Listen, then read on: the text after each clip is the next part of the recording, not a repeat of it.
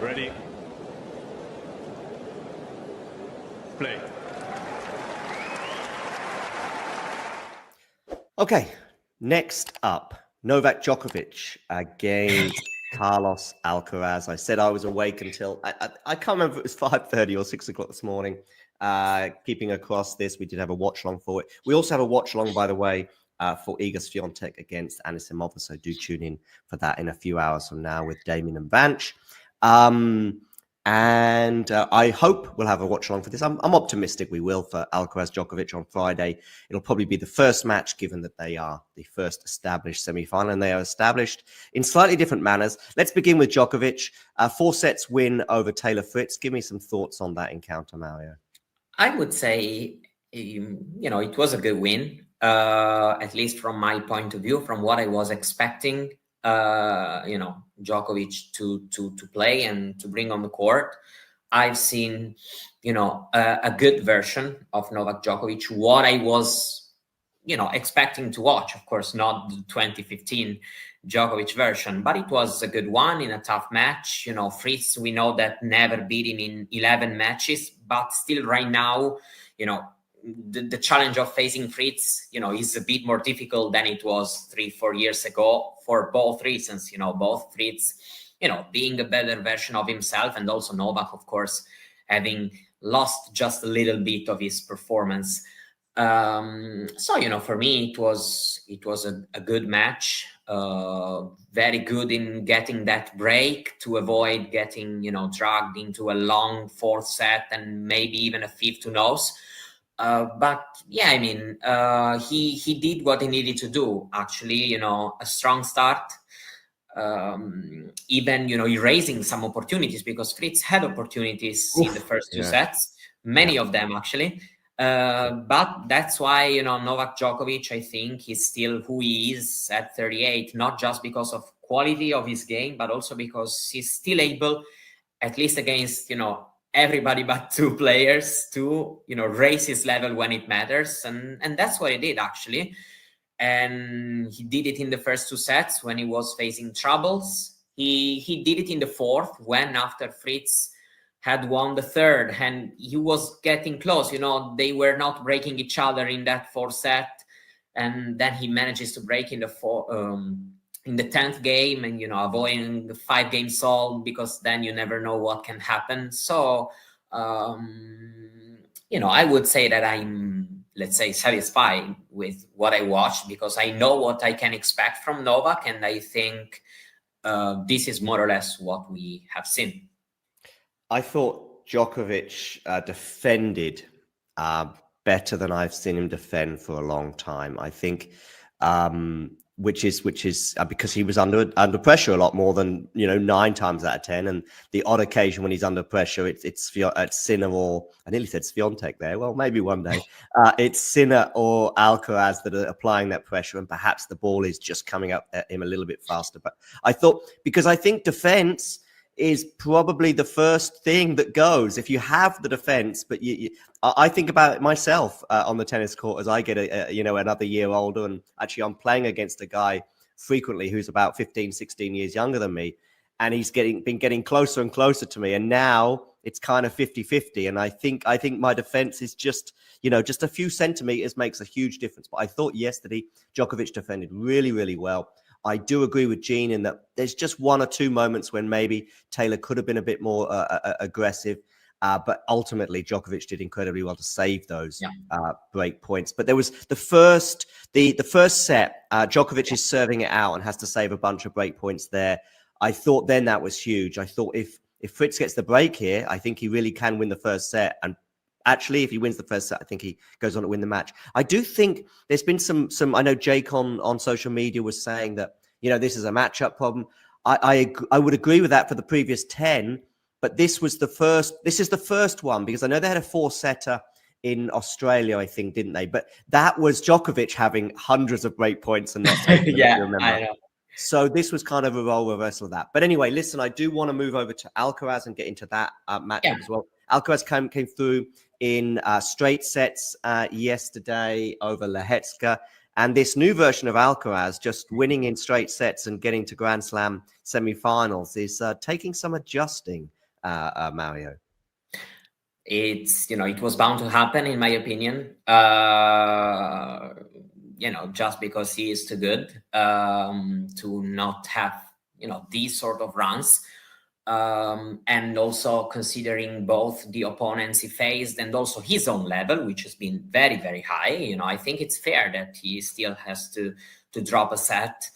Of course, considering how how Shelton was playing in this North American season, and also the fact that French Open match was a good one. Probably many people were, maybe wanted that match to happen and were curious, but of course this hasn't been the case. And he played very, very well, because Lehecka at times tried to do something good, especially at the beginning of the third set. Once I saw that Lehecka got his first 2 holds from love 30 down, and I was, who knows, maybe, Lehecka can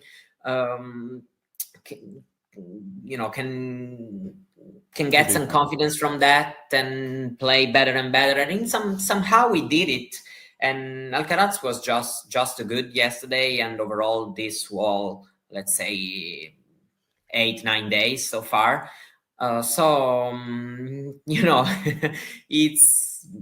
don't really have much to say, rather than the fact, of course, we are watching a very, very good version of Alcaraz, actually since months, only losing 2 matches, and both finals, Barcelona, and especially Wimbledon. It can happen to lose a final to Sinner. So we're really watching a huge consistency actually from both these 2 players. If Sinner wins today, both will have over 10,000 points in the ranking. So this says it all. And Yannick and Carlos, yeah. So just that. An amazing moment for them, considering they really, build a huge gap between themselves and the rest of the field. That actually, if not for Djokovic's presence, which is still a character you want to watch, and he has the quality to do something special, you still kind of think of these slams lately like a long process towards that final, and we'll see if it happens. Indeed. So obviously Djokovic, Alcaraz, 8 times they've met. That of course has moved a little bit in the direction of Djokovic, thanks to that win at the Olympics a year ago. And then probably even more relevant regarding this match was obviously their hardcore quarterfinal encounter in Australia that was 4 sets. Alcaraz wins the first set, and I think the second set was super, super tight. I remember a moment in the second set, I think, was the second set maybe 6-4 Novak, something like that? Or was it a tie break? He breaks. Yeah, basically Novak, he had that injury issue 6-4. In that match, Novak manages to start with a break in the second set. But when Alcaraz breaks back, so from love 3 to 3-all, with Novak's issue, you start thinking like, okay, maybe, but no, it didn't happen. Novak, managed to turn that match around. There was a point as well, Mario, I think, around about 4-5. I think it might be set point. I think Alcaraz is serving at 4-5, and he's facing a set point, and he has a chance at a smash, but it's a nervy smash. And instead of smashing it, he lets it bounce. And maybe that was the right decision, but it goes back to neutral from that moment, whereas the point probably ends either in his favor or in Djokovic's favor if he takes the difficult smash, because he could miss it, of course. But instead, he fancies himself from neutral, which actually only probably 2 or 3 players on the planet from neutral would fancy themselves against Novak. Of course, Yannick being the other one, currently anyway. But anyway, let's get into this match and maybe even giving a prediction. It's going to be coming up in a couple of days. It'll be the earlier match, so it won't be the later match. I do think that might just give 1 or 2% towards Carlos. I also think compared to Australia, I think US Open probably will always be a slightly more favorable slam for Carlos in terms of output and results, maybe a bit like his compatriot Rafa Nadal. Traditionally, New York tends to be a bit slower than Australia, and I think that might well favor him. And of course, he's got an incredible pedigree in Indian Wells, where we know the conditions are super slow. That's Alcaraz I'm talking about, but maybe Rafa too. What's going to happen on Friday? I mean, Alcaraz is the favorite in the match. Even though, of course, we have known the head-to-head lately, 4-1 in the last 5 matches. We've seen Alcaraz having some, let's say, little struggles mentally in these matches against Novak lately.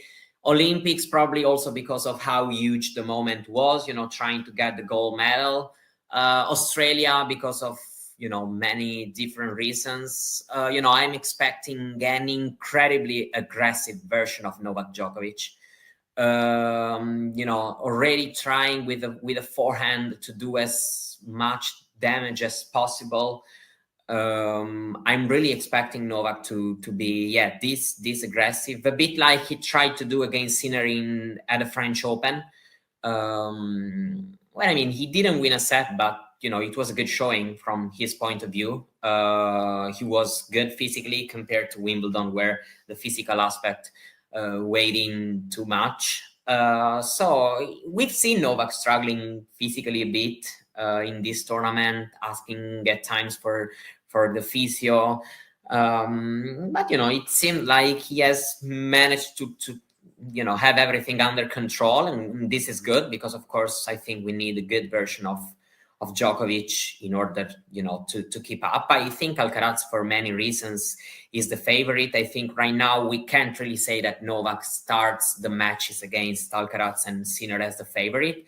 But, of course, we know that even if best of 5 is long, probably Australia taught us that there's still some slight shift in matches, which can, start making the other player, in that case, Carlos, a bit doubtful. I agree with the fact of the 2 days off being, of course, a huge factor here because, Novak, of course, had the toughest road to the semifinals. So having a couple days to just reset and kind of prepare to, let's say, almost a one show off, a match where I have to give it all. We'll see. I'm not entirely writing him off. No, definitely not. But yeah, of course, I see Alcaraz as the favorite for all the reasons I've mentioned about how well he's playing, and of course about, despite the head-to-head, Alcaraz is the fresher one, and so I would say he's the favorite for this reason. Me too. I also think that if it goes 5, it does depend on momentum a little bit, as it always does in tennis. If Alcaraz is leading 2-1 or 2-love, and we end up going 5, that would be something in Novak's favor. But generally, if it's a normal-ish match and it goes 5, 2 reasons. Novak, I don't think has been 5 sets for about 18 months. I'm going to say the French Open of last year. Yeah, true. Against Wimbledon. Exactly, yeah, which ultimately he won, but then couldn't play the next match, I think, wasn't it? So, yeah, I do think, and then Alcaraz's 5-set record, which is just phenomenal. I think it's 12 from 13, something like that. Actually, I think 14-1 or 13-1. 14 from 15. Wow. I can never keep up with his 5-set record. I know it's always one loss against Matteo Berrettini in Australia, but it must also be like 10 or 11 in a row as well, because it was one of his early 5-setters that he lost, maybe even his first. I don't know, against Berrettini. No, it wouldn't have been his first, because I think he had some in New York maybe the year before, no? He won. I think he might have had one in New York. Yeah, in 22. No, that was in 22 against Tsitsipas, of course, in 21. Yeah, 21 Tsitsipas, yeah. So, yeah, it wasn't his first, but yeah, one of the first ones he played. Exactly. I'm going to go Alcaraz in 4 for this. Yeah, it seems likely. Well, this 5-set speech probably, amused me a bit. Probably Novak can make much competitive, probably wins 2 sets, but I still think Alcaraz wins in the end. Wonderful. Thanks very much, Mario. Do check out Mario, of course, Thank you. on social media. I think I have your current and your actual X account there. We know, unfortunately, what happened to the previous one, but you're up and running and you're doing very well again with your new one. So do give Mario a follow on X. Do give us a follow as well at Talking Tennis 22 on X, but also on Instagram at Talking Tennis TT and TikTok as well. I've done a few TikToks in the last few days, so we're catching up with the 21st. I never downloaded TikTok in my life. I download and delete it, not because I dislike it or anything. It's just space on my phone. But Scott Barkley is a regular TikToker, and for that reason alone, I think it's worth joining and checking it out. But yeah, big thanks, Mario, for joining us today. Thank you. And of course, we will, of course, have watch-alongs for Iga Swiatek against Anisimova, but I think we'll have probably both women's semi-finals tomorrow as well. Tomorrow. I think we've already done a Pegula Sabalenka semi-final preview, so do check that out as well. And Alcaraz Djokovic on Friday. I'm sure we'll be covering that too. So everybody else, thanks for joining. Of course, this was a live show for members only. We had 1 or 2 members joining in, so thanks for that. And you can become a member too by clicking the join button. 4th consecutive Grand Slam semi-final of 2025 for Novak Djokovic, not for Carlos Alcaraz, even though he's made 2 finals. But yeah, I mean, I'm probably still going to pick Novak to lose again. The semi-finals is where his body has been kind of like breaking down this season. But he did beat Carlos in Australia. And just the way that Carlos has performed in this matchup since Cincinnati 2023, or rather after that match, even earlier, maybe Roland Garros, when he had all that pressure coming up and barely slept before the match. Like, you can see that this is a major one for him. And I think 3-5 down in the head-to-head against Novak too, considering all the aspirations that Carlos has to become the greatest of all time or something, regardless of if it's realistic or not, I think he will really want to have at least one more against Novak, and you never know how many times they'll play.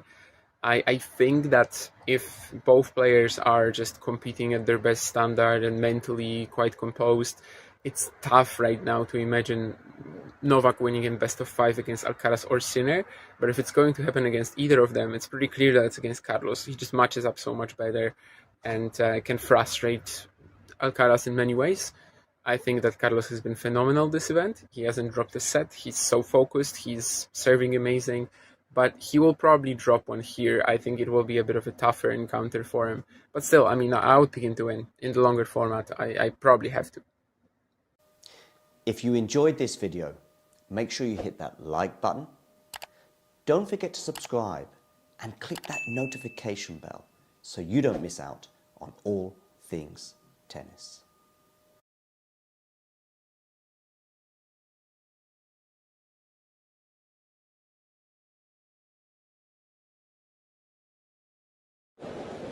Ready?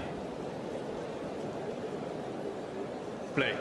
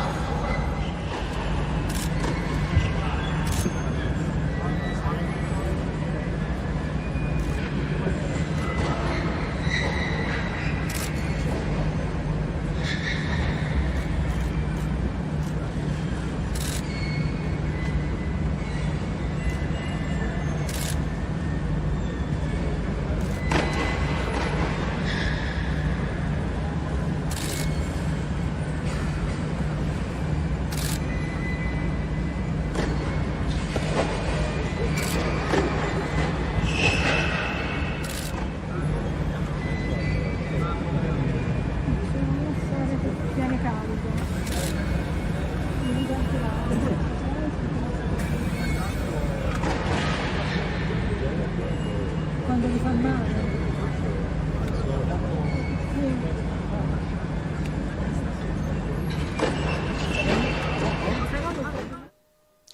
If you enjoyed this video, make sure you hit that like button. Don't forget to subscribe and click that notification bell so you don't miss out on all things tennis.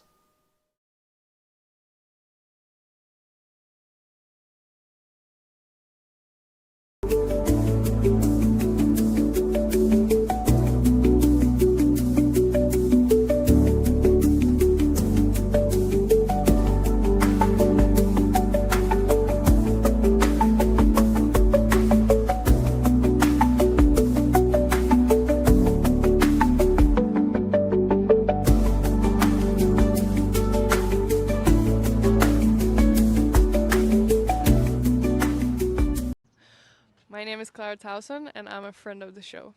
Boom. I am Francisca Jorge, and I'm a friend of the show. Perfect. Hi, my name is Susan Leemans, and I'm a friend of the show. My name is Zainab Sammaz, and I'm a friend of the show. Boom. Hey guys, my name is Sasha Vickery, and I'm a friend of the show. Boom. Hi, my name is Lloyd Harris, and I'm a friend of the show. Perfect. Hi, my name is Jan Faria, and I'm a friend of the show. Boom. Yes. Take one. Well done. Hi, my name is Jasmine Paolini, and I'm a friend of the show. Wow, Jasmine, you got it in one time. Ready? Play.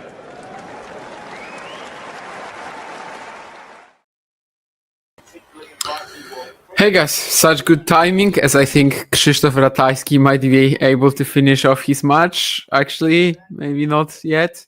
Yes, come on. Great performance in the Czech Darts Open against Raymond van Barneveld. Very important for his World Grand Prix and European Championship qualification chances. Anyway, now to the less important match of the day. Much less important. Novak Djokovic against Carlos Alcaraz in the semifinals. The first semifinal of the US Open men's singles. We already know the women's singles final. Today we had a women's double final as well with Dabrowski and Routliffe winning it. Of course, mixed isn't held this year. Yes, I know it was. Anyway, yeah, I mean, Carlos Novak. I mean, what a story we have here. Of course, 5-3 for Novak in their head-to-head. Honestly, like in 2025, at this stage of their careers, there's really no reason for Carlos to lose to Novak. But it's Novak. And like he's no ordinary human being. He's no ordinary opponent. And who knows? Maybe he'll actually cook something again. You know, Australian Open, it felt the same. Very different conditions that day. It was night session. It was slow as hell. And he was able to kind of like frustrate Carlos into errors. You know, the return of Alcaraz was tragic. We'll see. But yeah, I mean, Carlos has been spotless this tournament. If he was also able to do this here, you know, I don't care that Novak is 38. If he was also able to like get through this in straights, getting broken, let's say max once, that would be quite a statement. I don't think it will actually impact his chances in the final too much, to be fair. Like, I think what he does during the event, it's just the final is still going to be a showdown.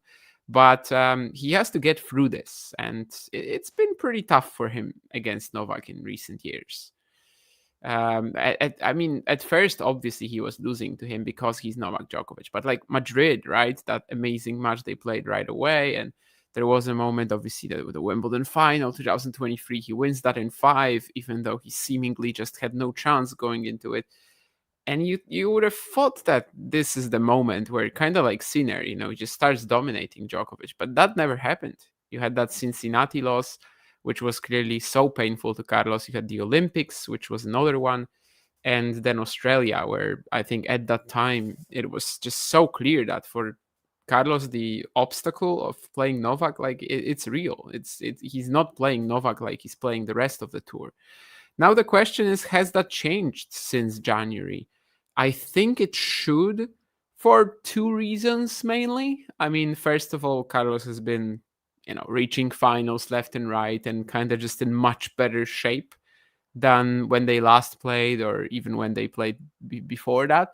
But I think that what is most important is that Sinner has become his main rival again. I think he was already his main rival in 2024, but Carlos clearly didn't think so. Like for Carlos, the Djokovic rivalry was just so massive in his head at the time, which I think we saw in these encounters.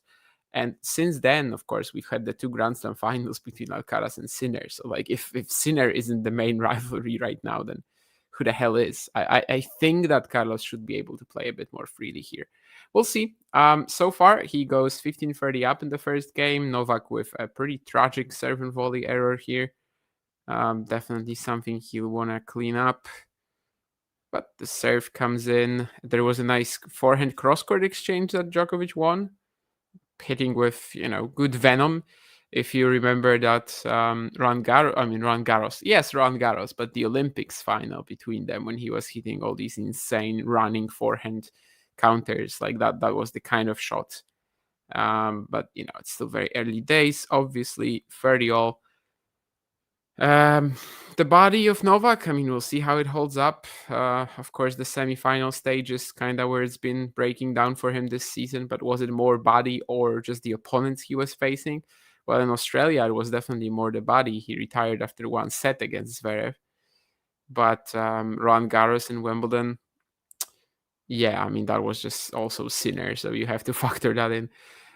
Some people have ridiculous takes though. Like I read the other day that if Sinner wasn't around in Australia, Novak doesn't retire against Zverev. It's just so, I don't know. Just no. Of course he still does. It doesn't matter who was in the final. Anyway, Djokovic and Alcaraz, breakpoint down now. Djokovic on a second serve as well.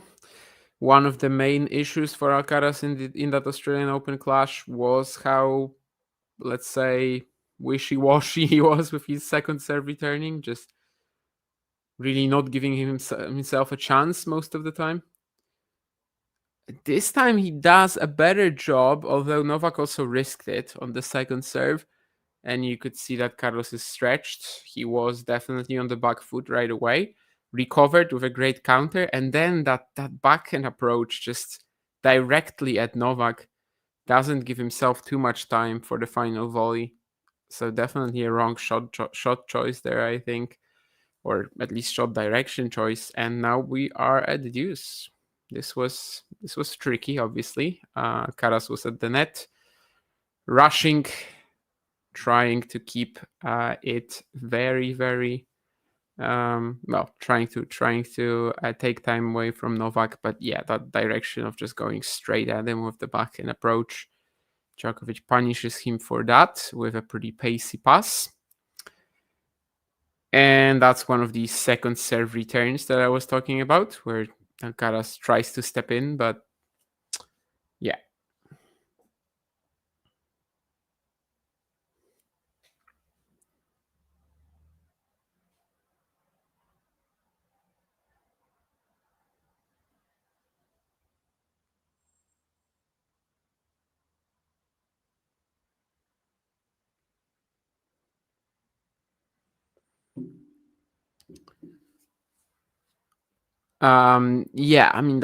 That was an example of a point where I guess he plays exactly the same way as on the breakpoint, recovers from the early disadvantage on return, but then is just a little better about choosing his directions. Wrong foots Novak with the backhand line and has an easy wrap up, so the game continues.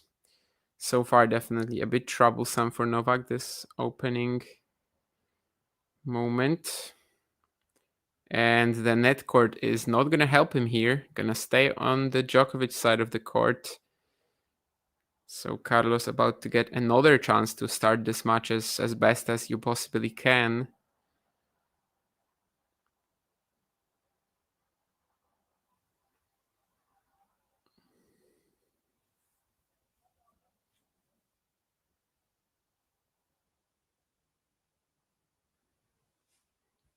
It's kind of another one of these encounters where like all logic on earth points to Alcaraz winning without breaking a sweat here, but it's Novak we're talking about. So I guess if logic is also, well, it's Novak, he's not human, then yeah, not all logic points to that.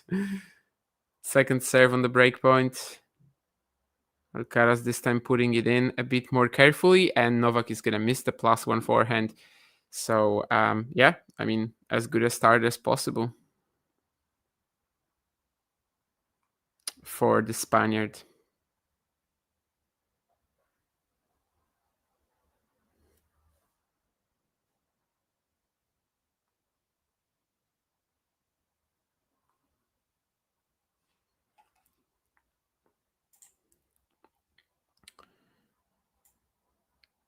Hey Ozan, yeah, somebody told me yesterday that Guto, Luis Miguel Guto, or Luis Guto Miguel, is a bit injured, and it seems like he just cracked physically in that semifinal. So it should be an all Bulgarian final there at the US Open Juniors. Alexander Vasilev against Ivan Ivanov. Ivan Ivanov is trying to do the same, basically, pull off the same achievement as Grigor Dimitrov in 2008. Grigor won Wimbledon and US Open back-to-back, and now Ivanov is virtually trying to do the same 17 years later. They would be the only boys singles champions from Bulgaria. Of course, there's been a few from the women's side. Definitely Malieva. I'm thinking maybe Karatancheva on one. No, I'm not sure. Anyway, a few, but yeah, boys singles, they are the only ones. Anyway, let's keep going. Alcaraz serving in the second game. I'm gonna check if there was anything else in the chat. Yeah, I heard about the Trump thing. Like somebody said, over 4.5 times the cameraman is gonna show him. No, I think it's like over 50,000 times. I mean, Donald Trump, if he's at the final, he's gonna be like shown every single game in the broadcast. I don't know. I mean, I don't really have an opinion on that, to be fair. If he wants to see the final, go for it.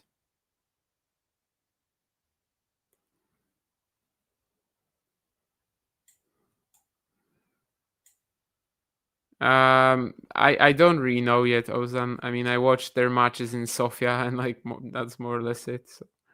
Well, Ivanov, I guess I also watched at Mallorca a couple times, right? Because he played the RNA Challenger.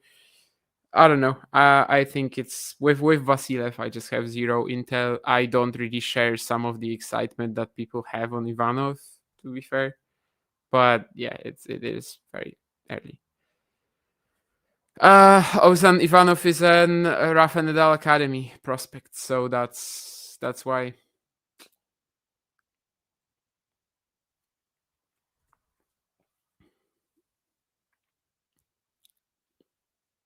He is basically, well, not raised in Spain, but in tennis terms, he was raised in Spain.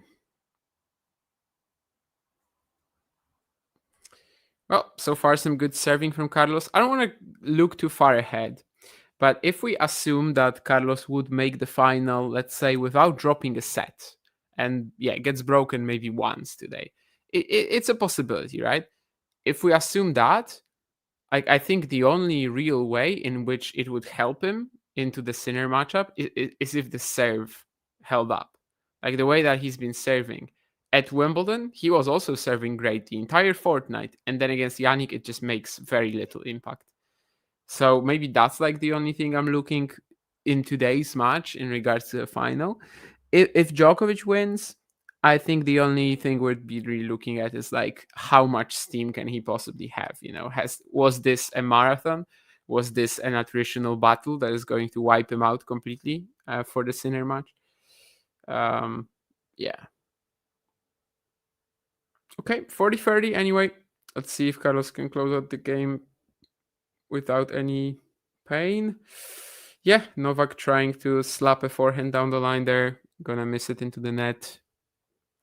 His body language is definitely not too positive right now, Djokovic. Has started relatively slow, and Alcaraz leads 2 games to love.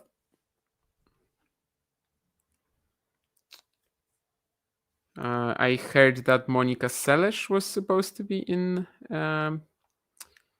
Novak's team. I don't know if I've had a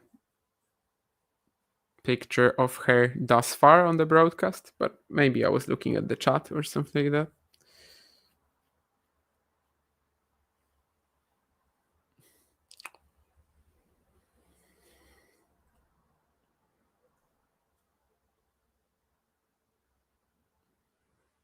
Here we have that very aggressive, probably a bit too aggressive returning from Alcaraz.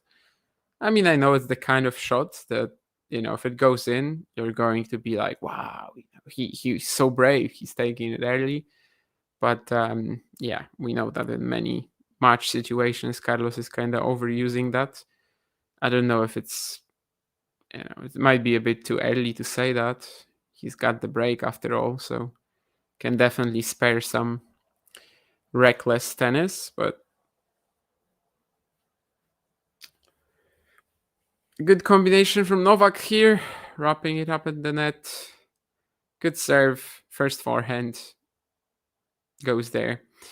That's probably the tennis that he's going to have to play. I mean, that's the tennis he has to play against Sinner right now. Against Carlos, depends on the match, I guess, right? Australia was definitely not that kind of play style. He wasn't really like going for broke. In fact, he asked the question of Alcaraz many times. How are you going to finish up off a point against me in these like night super slow conditions? And yeah, the Spaniard just couldn't. But here so far, definitely trying at least this game to go for a more bullish approach, including that massive forehand that he just missed cross court.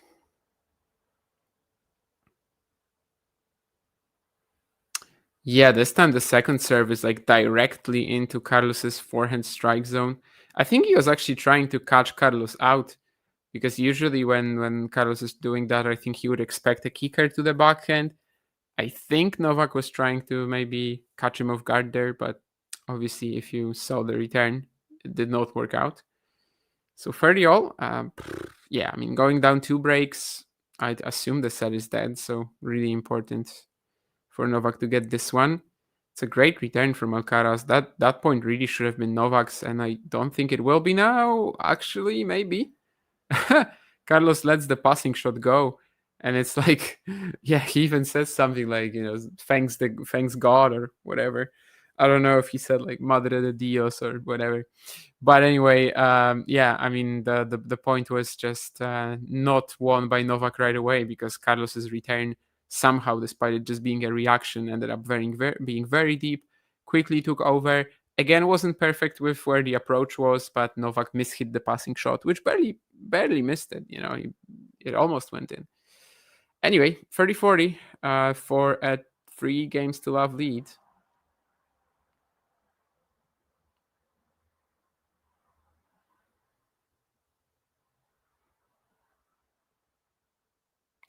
Goes at the body, and Alcaraz doesn't have enough time to move away.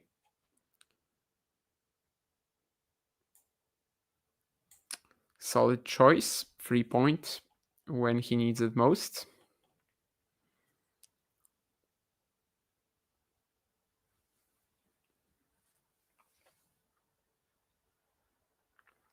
That's some really good serving right now, going down the tee for an ace. Maybe that can get him out. I haven't seen Monica Seles, as I said, but Rami Malek is on my screen. Overrated, dare I say. Definitely that Bohemian Rhapsody movie is kind of ridiculous for the accolades it got. But, well. We interrupt the Talking Tennis show on Djokovic Alcaraz to bring you Academy Awards thoughts. Anyway, Novak gets the game in the end. So yeah, some really clutch serving when it mattered. Gets to a pretty good position after the serve here as well. Pushes Alcaraz wide to the forehand. Kind of risky as it opens up the angle for Carlos, but the shot on the run ends up being in the net. So Alcaraz still up a break, but it's not as bad as it could have been for the 24-time Grand Slam champion.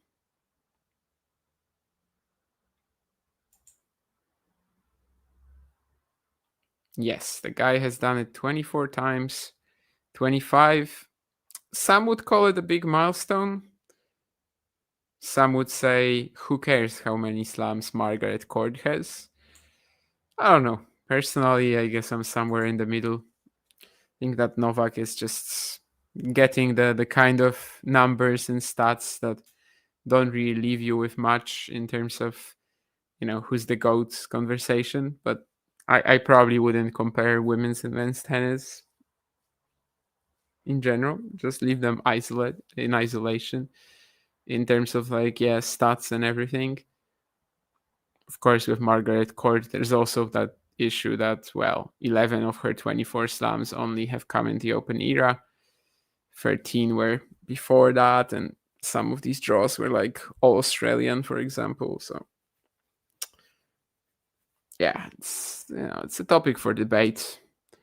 I guess what I was trying to say is that for me, it's not really like Novak has to get 25 for his legacy to change. Would it be nice? I suppose, yeah. I also don't think it's really that much of a goal for him to. I mean, the Olympics, that singles gold, I think, was just an enormous goal for him. It was literally what he worked for the entire 10 years. But yeah, I think with this though, it probably doesn't matter if he's on 26 or 27. If he's on 27 right now, he's still playing. He's still trying to get 28. It's all about the slams for him right now, but I doubt he's gonna be freaking out about not surpassing Margaret Court. Now Carlos, kind of with a similar shot like Novak the last game, opening up the angle for Djokovic to potentially get a good counter in, but Novak was unable to do it. Another situation, another approach at the forehand corner of Djokovic. Kind of interesting. Feels a bit risky, but then again, anyone who's watched that Wimbledon match point will say that it's a bit risky. But so far, the sheer pace of these forehands just makes it very, very difficult for Novak to do something there.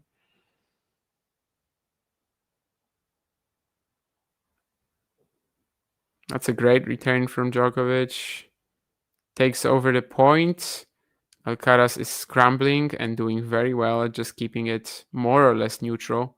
And he's going to win it, yeah. I mean, if you I know that Novak is very agile and, his physicality is probably the best it possibly could be right now with the diet and everything, with how much he dedicates himself to becoming to being the most athletic he can be. But in exchanges like that, you can really see how much more dynamic Carlos is. Just younger. And also grew up in a different era, I suppose, of tennis. I don't know how important that is, to be fair, but it might also be a factor. It's not quite the same court coverage. Novak definitely has to be a bit more efficient about his movement than Carlos. Could just rely on that sheer athleticism and dynamic nature. That probably shouldn't have been missed by Alcaraz. I mean, definitely not. Was a bit of an accidental return from Novak of the body serve, but it's still 40-15. And actually now just 40-30 as Alcaraz double faults. Maybe this could be a moment for Djokovic to strike back. 40 love. Alcaraz has a sitter-ish forehand. Misses that wide. And now maybe it gets tricky all of a sudden.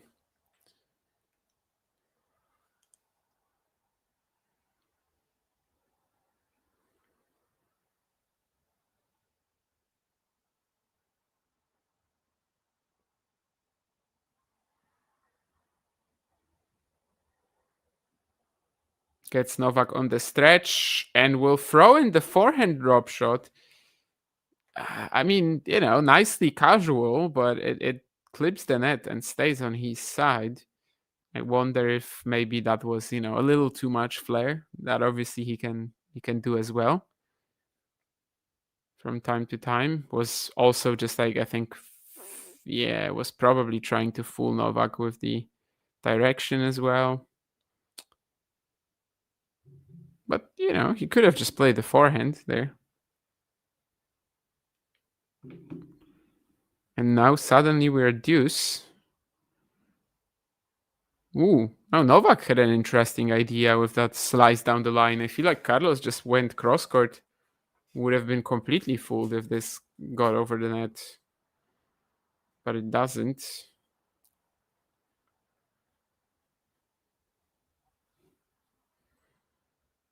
Yeah, again, the body language of Novak is just like... I mean, I don't want to say like he's injured or something, but he just looks a little fragile after some of these shots. Let's see if this is just like, an early feeling and he can warm up, or if maybe it's something that will remain. I mean, he definitely does not look fragile on this point. Maybe Carlos decided to go to the net a bit late there, but holy hell, I mean, what a backhand passing shot down the line from Novak. Yeah, he has a big smile on his face after this one. Not that much traction on the Alcaraz half volley forehand, but nonetheless, I mean, that's a shot that probably only Novak makes. Open stance, sliding into it. For a shot like this, I suppose his age is just irrelevant. He can hit that when he's 50 for some reason. Most players cannot hit that at all, and he will be able to hit this when he's 50. So back to deuce, and suddenly this game is a bit tricky, but Novak misses the second serve return. Trying to be very aggressive, find the deep middle. But gonna be long. The challenge, the legend of the channel, Alex Eala, playing in Guadalajara. One set up, so close to the final, is it? Semi-final? I don't know.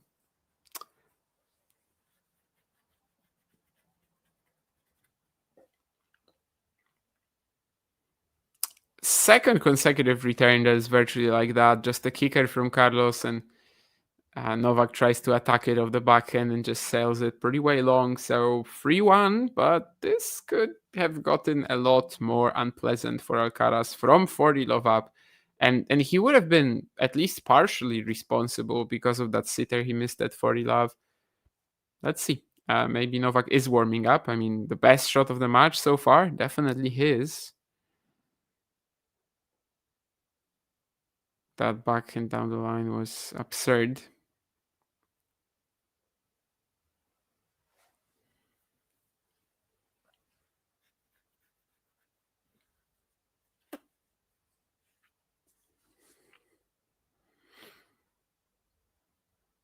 Starts the next game with a double fault.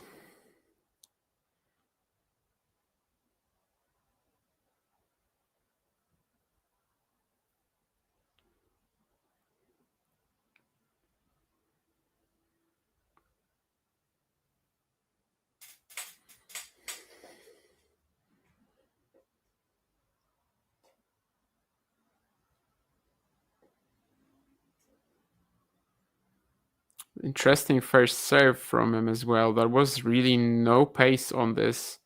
85 miles per hour. Just trying to be a bit more creative about this, not using the pace, angle, spin focused, but the +1 shot was just like middle of the net. So right after this pretty good game just a second ago, which obviously he didn't end up winning, but threatened Alcaraz. Novak is now in a bit of trouble again.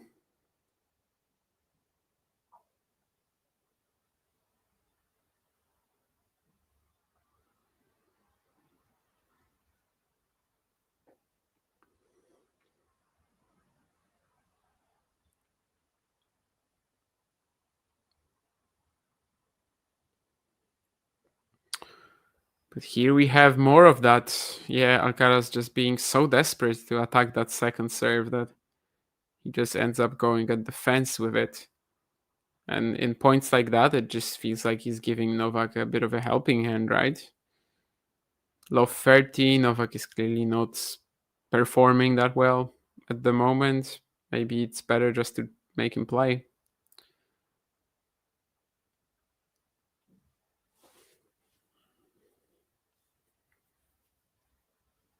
The intensity of Djokovic seems to kind of like come and go this much so far.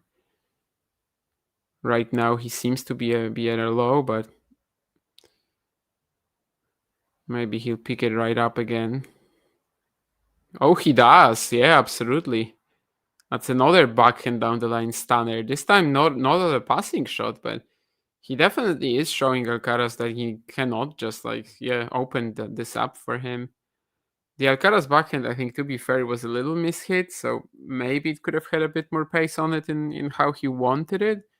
But still, I don't think he was expecting Novak to just pull the trigger like that. So, at least he's showing Carlos that, it won't be just like that simple. He has to be wary of stuff like that. And then another ace down the tee. It's kind of like that second serve return that Alcaraz missed. It kind of starts an avalanche, and Novak gets confident that he can win the game from there.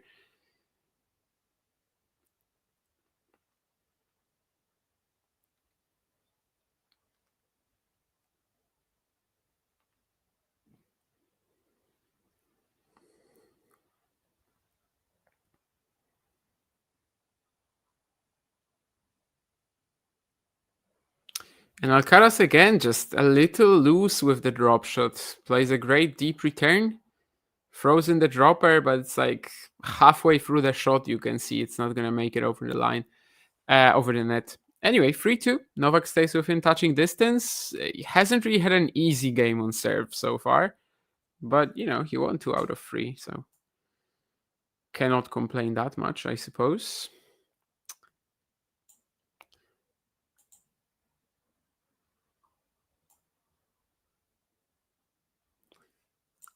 Is pre-open era slams worth less than open era? Yeah, I mean, it's tough to say because it's not like some of the early Australian Opens in the open era were, I don't know, amazing. But yeah, I think typically you're going to say that because if you look at, I don't know, the Australian Open 1965 draw or something like that. Yeah, I mean, it's going to be like pretty purely Australian and just not as competitive. Definitely not. With Rod Laver, though, I mean, the guy won the calendar Grand Slam in the Open era. So I think Rod Laver is not really included as like part of that potential conversation, right? It's more about, Margaret Court, maybe Roy Emerson, like you said. But of course, it's impossible to compare. I mean, you could just as easily make the case that a slam in, I don't know, 1990 is more important than a slam in 1970. And maybe you're right, maybe you're wrong. I don't know. But it was a different era for sure. And not just because of the decade, but also, simply of the players who are coming to tournaments and how these events functioned. Sometimes even much smaller draws than what we know right now. So I just thought, I mean, I think they're comparable in a way, but Open Era is a good cutoff for many stats.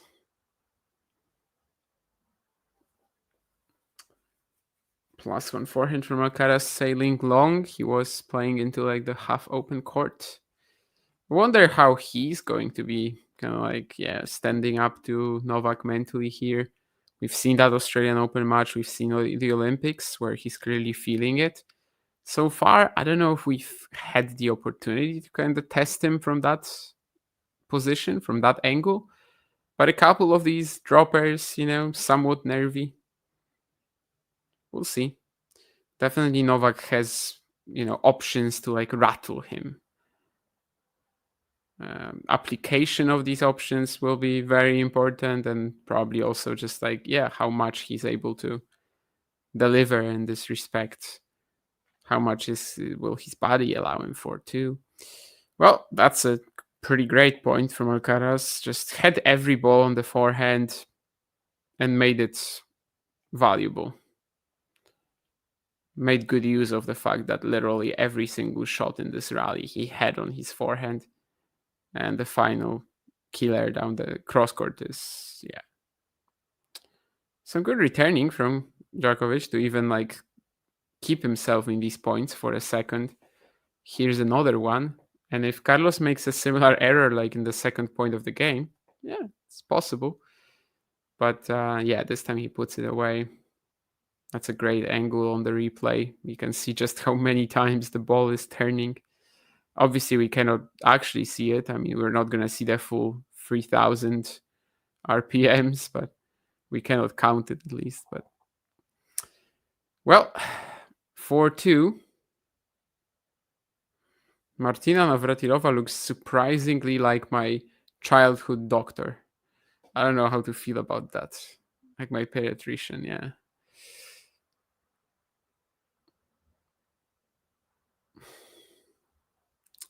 It makes me feel a bit weird.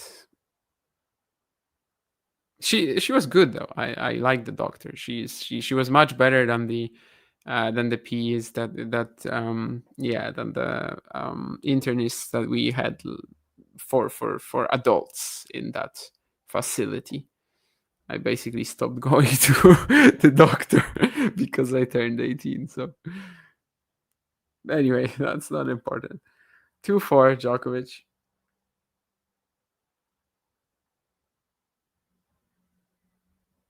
Djokovic to serve, and great serve. Kinda didn't keep up the pressure with the first shot, but still wins the point. 30 love. Maybe this will be the first easy hold for Novak then.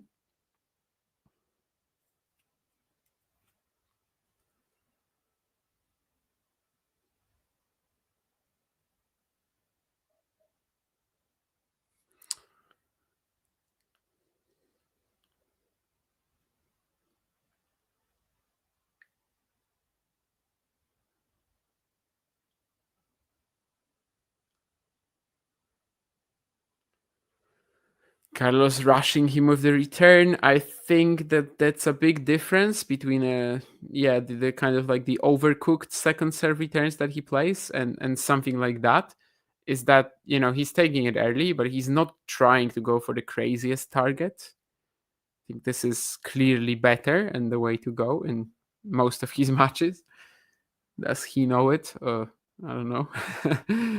A lot of the time it doesn't seem like he does. Another second serve return to look at.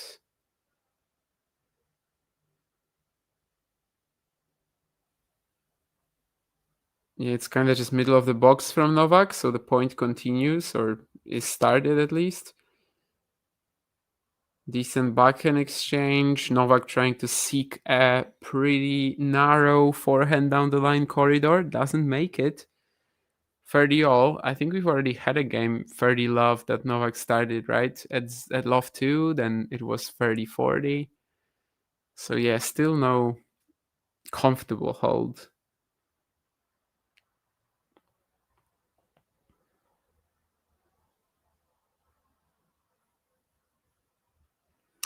Who do you guys think Drake would want to see in the final against Sinner? Because I saw that Drake posted his bet slip, right? That he gambled $300,000, I think, on Yannick winning the US Open. I don't know if it was Canadian dollars or US dollars. I think it was US dollars.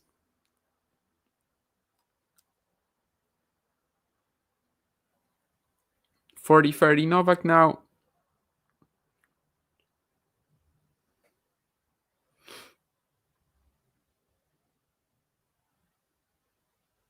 I'm sure Drake will be torn later today when Yannick Sinner is playing Felix Auger-Aliassime. He'll be like, my compatriot or $300,000. Well, okay. 3-4. This time Djokovic going again for that second serve at the Alcaraz forehand, but with a lot more pace on it, a lot deeper too. Works much better. Doesn't give Alcaraz as much time to prepare and just landed in his strike zone comfortably. So 3-4. Staying pretty close. He's definitely not the better player so far, but it only takes one game from here to be level. So let's see.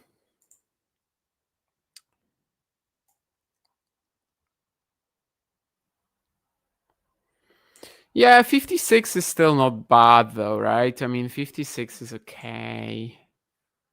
Obviously my Australian Open 65 example was like a little of, I was just throwing a random number, but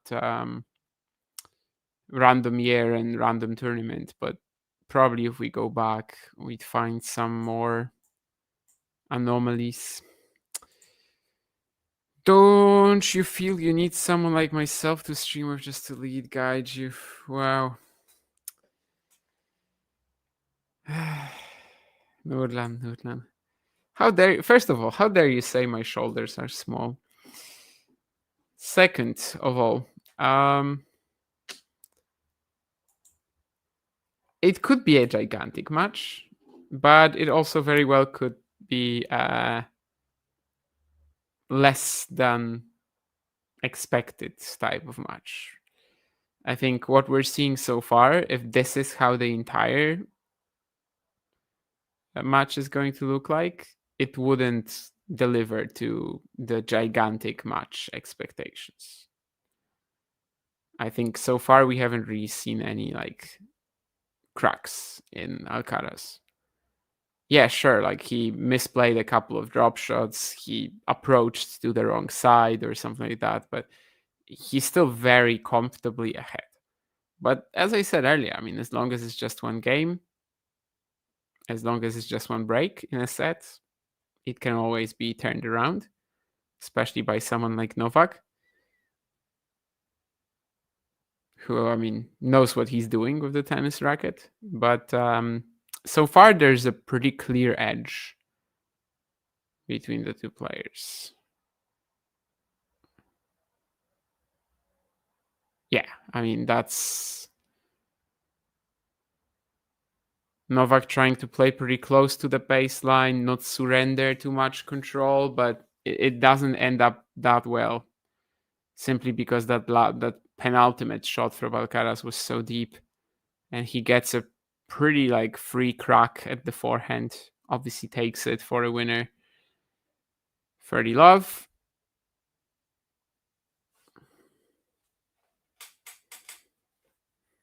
I think the serving from Carlos has been particularly good even. But yeah, of course, still doing more than enough so far. It's a great return from Novak, but he's still going to have to play this point. Nice one there from Carlos with the shorter slice. I wonder how much he meant it, but I think he did. Novak did not adjust properly. Did not adjust is a surprisingly tough phrase to say, right? I mean, just doesn't roll off the tongue. Did not adjust. Oh.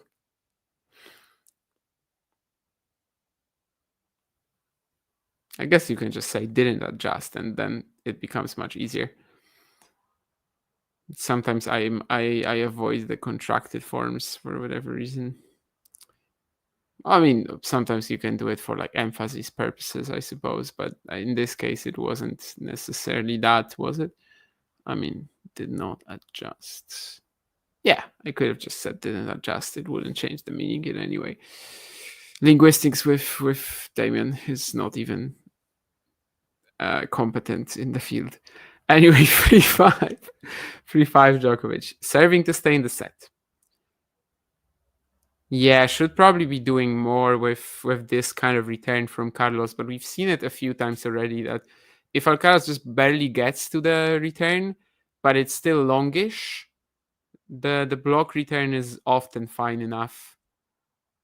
Novak is not fully comfortable putting points like that away, so starts from love 15 again.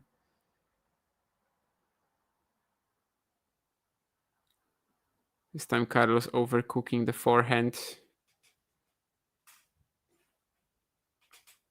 11 unforced errors each.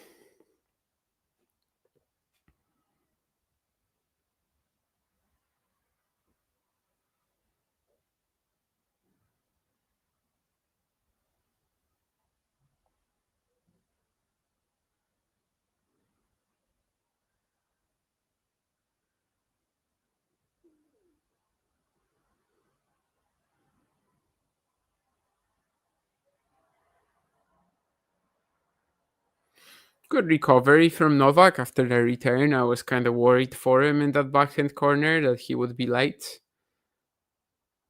But he still played that counter pretty deep, and Carlos just tries to go for some sort of a short slice again, which this time lands in the tape.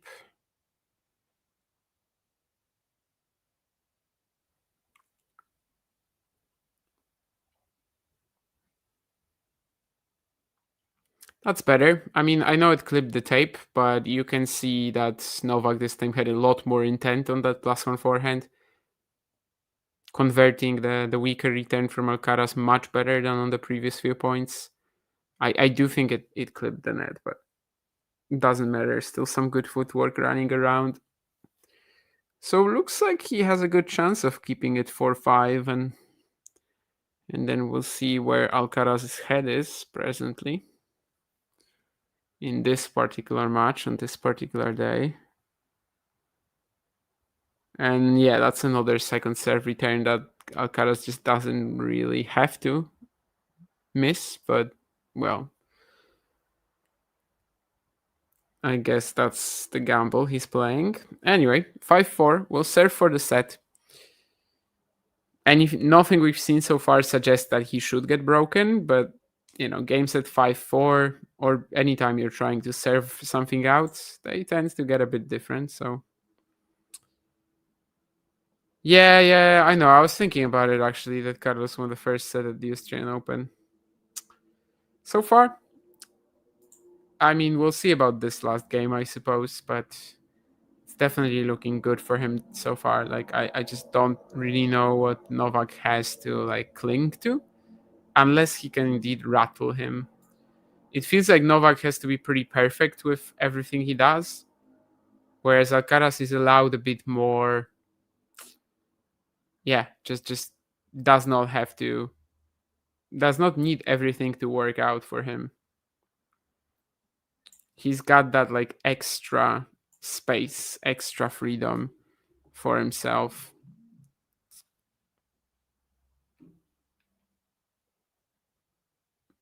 Novak just forced to play tighter margins, and Alcaraz, it seems like even when he goes for a little bit more flair so far, it's not really going to be punished.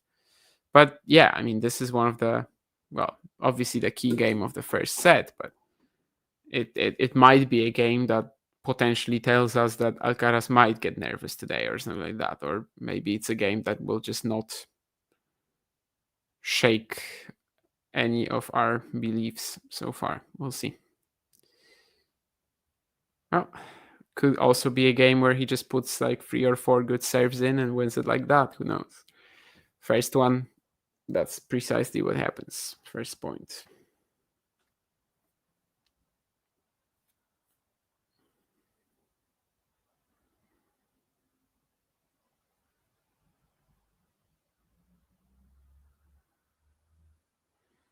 Goes to the net. The drop volley is good, but Novak will make it. Oh, he went a bit too casual there, but it's gonna be okay. Yeah, some good speed there, tracing down the drop volley for sure. Alcaraz probably not expecting to be lobbed there. The final stab volley from Novak could have been a touch better, but Alcaraz still was in big trouble.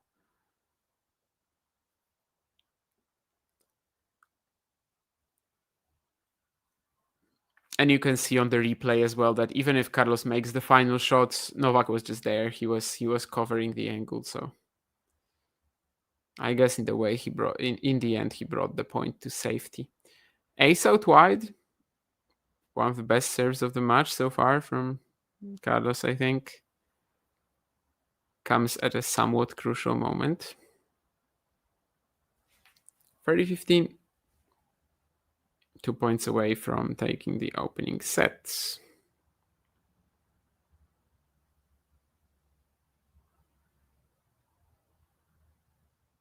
Ooh. This time he took his time on the +1 forehand. I mean, Novak's return is sitting up a little, but Carlos didn't really like run into it too much. Just, yeah, took his time, judged where he should play, and then missed it into the net. That's fair.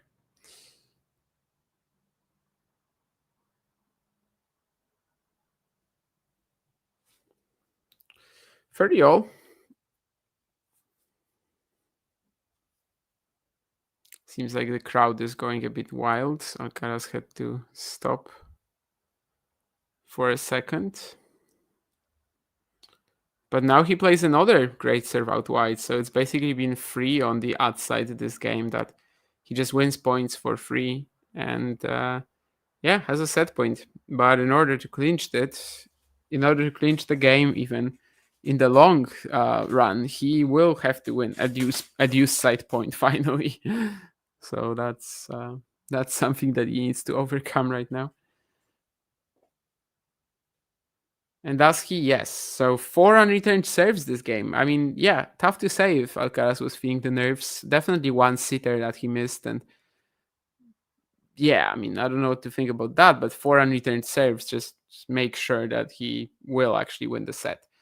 It wasn't a particularly competitive set. I think Novak did well to keep it 6-4. It's not like he's out of the match, but so far there just hasn't been enough that he can like cling on to. Alcaraz has been pretty composed, serving well as the entire tournament, forcing Novak to be a lot more risky, a lot more aggressive with his approach, and yeah, just feeling rather confident so far, Alcaraz, I think. If anything, it was closer to like a 2-break set than to being level, right?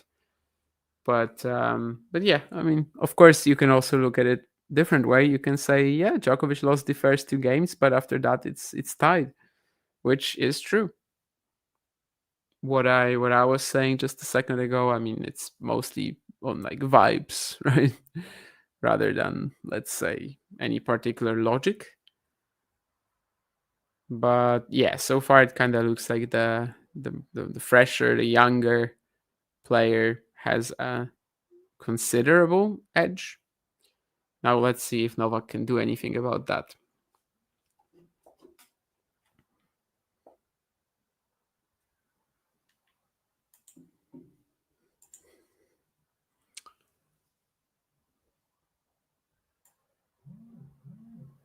Yeah, I mean, I don't mind the lets. Obviously, we've been testing that for a while.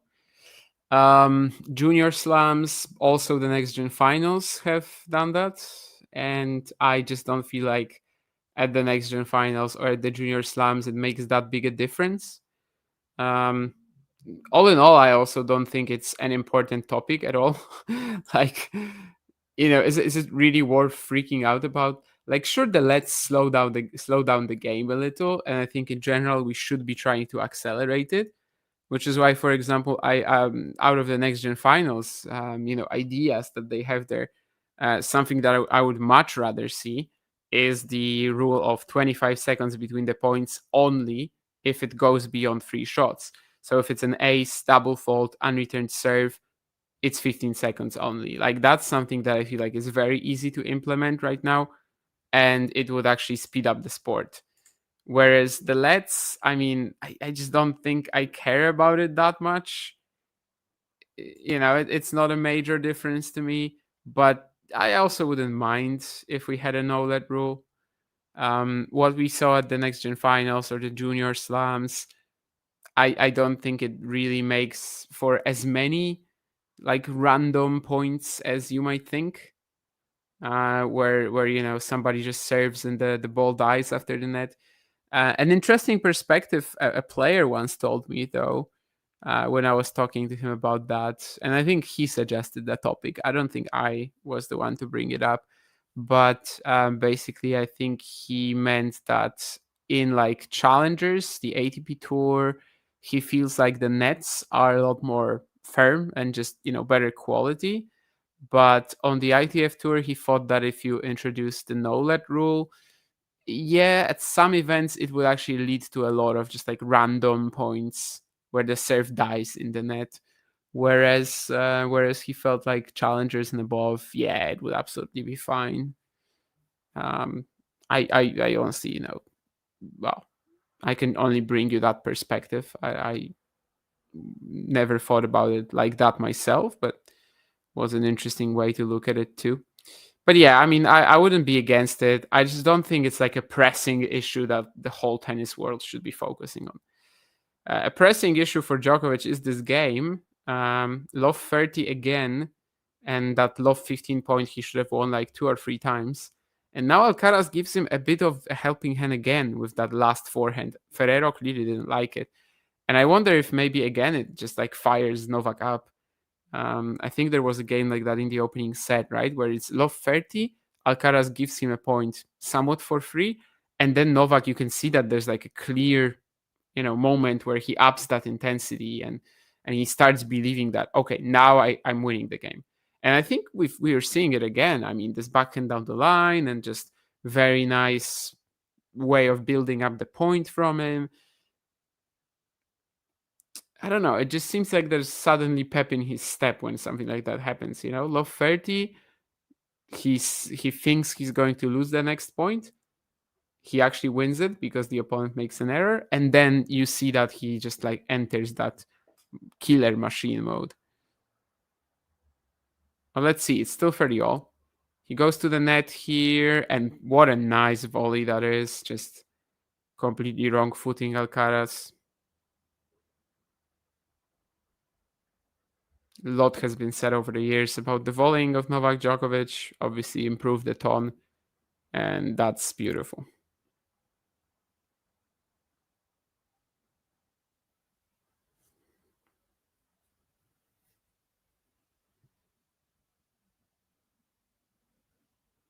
Again, wanted to like follow up this first backhand to the net.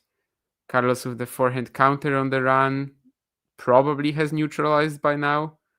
But Novak, forehand down the line. Oh my. I mean, it felt like he was pretty late on that, but he actually makes it perfect.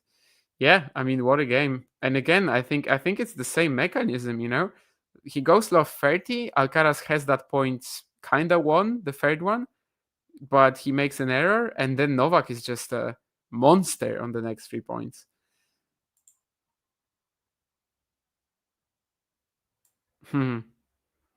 Yeah, that was Patrafter. I was a little afraid of saying it for a second because I was not sure. But yeah, I think it was Patrafter. Probably the last time, like the last, I didn't see him, of course, playing myself. But I think the previous time I saw his face was a photo from like 2002 or whatever. So I wasn't sure, but I'm pretty sure that was Patrafter, especially if you also said that. What is a pressing issue the whole tennis world should be focused on is a very good question, Ghosty. I don't think it's the lets.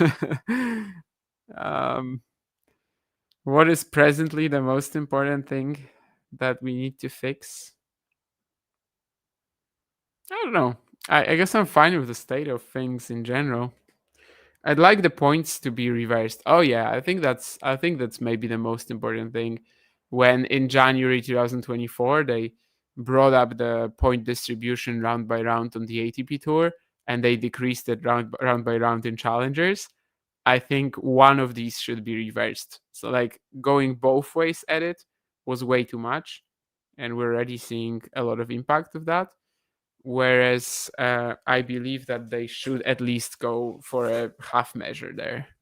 Oh, and also I think that one of the most pressing issues as well is doubles, and how, to me, as I've said before, it should be either scrapped or taken care of properly. So yeah, in this case, I don't want half measures. I want the tour to actually start promoting it. Or if they don't want to, then why do we have it in the first place? So that's another very pressing measure, very pressing issue for me. Anyway, 1530 now on the Alcaraz serve. Interesting turnaround from that forehand that could have brought Alcaraz the 3 break points. He really has somewhat given Novak, more belief. And Novak is just taking advantage of that for sure. Mentally, he's the GOAT.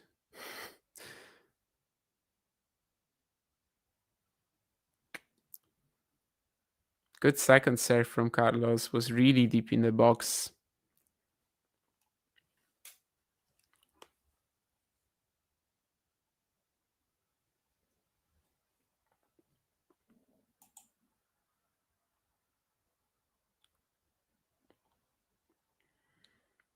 Four-game sets in Grand Slams. Wow. I mean, I'm not as mad about potentially having fast four format in the future. I just don't think it's time for it yet. Yeah, I know off the court, I mean, calendar would be something that a lot of people would be talking about. I don't care about that. I want the players to play 52 weeks a year. I have to earn money somehow. So I'm looking at it very selfishly in terms of the calendar. Anyway, first break point of the match coming for Djokovic. Second serve too. Given what we've seen so far this game, it's clear that he'll want to attack it. This time, though, it's pretty much neutral. Alcaraz is at the net. It's not the best approach, though. Novak saves himself with that lob. The point continues, and Alcaraz will miss the bucket down the line. Some good scramble from Novak there, and he has that break in the second set, which comes pretty much out of nowhere, considering even in the previous game we were for a second pretty close to an Alcaraz, to Alcaraz getting another lead. And now let's see how Novak will manage that. Because this is the kind of advantage he was looking for. And basically how he goes on with it, I suppose, will be one of the deciding factors of this match. I'm going to say something like, okay, this is just like a blind prediction, gut feeling, but I think if he cannot take this lead, I don't know, to like 4-2, 5-3, then he probably loses the set. Oh, actually, yeah, even more, 4-1 or 5-2, because of course he's serving now.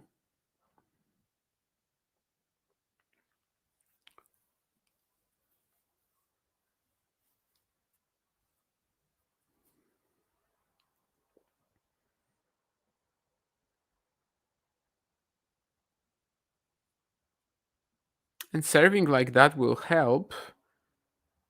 Although this point was still back to neutral gear, more or less. Alcaraz feels a bit rushed on the forehand corner there.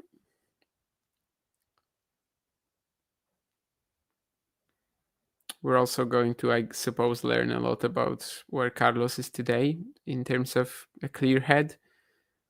I mean, just like Novak, I don't think was expecting that break. I also don't think Carlos was expecting it. So it's slightly a new position for him. Novak should get this point too. Actually, will he? Yeah, he will. There was a really deep forehand there that I think just clipped the baseline. And I'm not really sure what Carlos was trying to do with the final pass, but either way, it's 40 love. It's a statement game for Novak after breaking.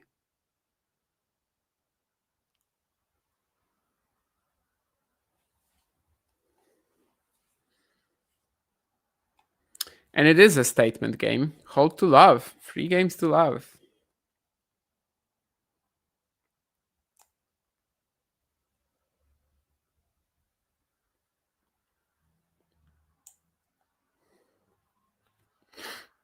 TT nasal strips.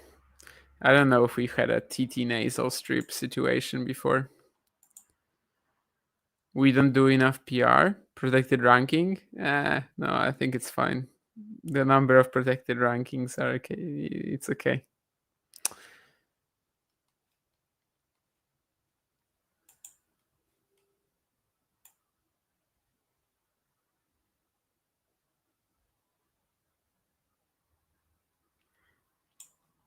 So yeah, 3 games to love Novak. I'm still going to go back to that third point of the first game where Alcaraz has that forehand to potentially hit the winner, get 3 break points, misses that, and Novak is like a completely different animal since then.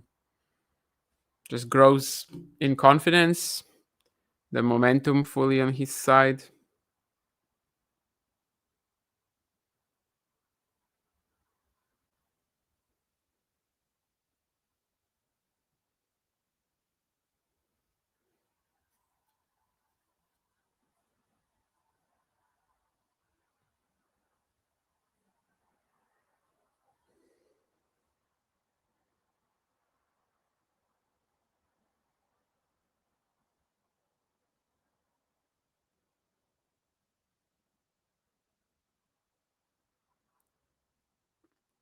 So yeah, now let's see what the reaction is. First set, Novak was the player, of course, going down that break, and he kept himself in it without ever fully threatening. Let's see if this is also the case for Alcaraz. Yeah, the comparison of service games won, 92% for Novak in the tournament, Alcaraz 99, but of course he was just broken, so it won't be a flawless match in that regard. That's a flawless point, but you know, it's 3 shots. So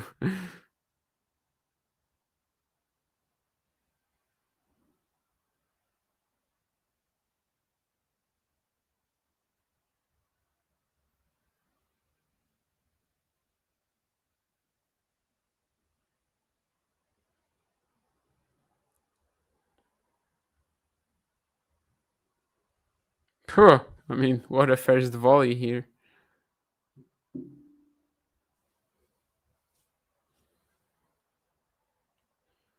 I guess if you're love free, you kind of just want to get through the game as quickly as possible and, you know, just get that shot and potentially breaking the opponent. Yeah, there's some applause from Novak as well after that.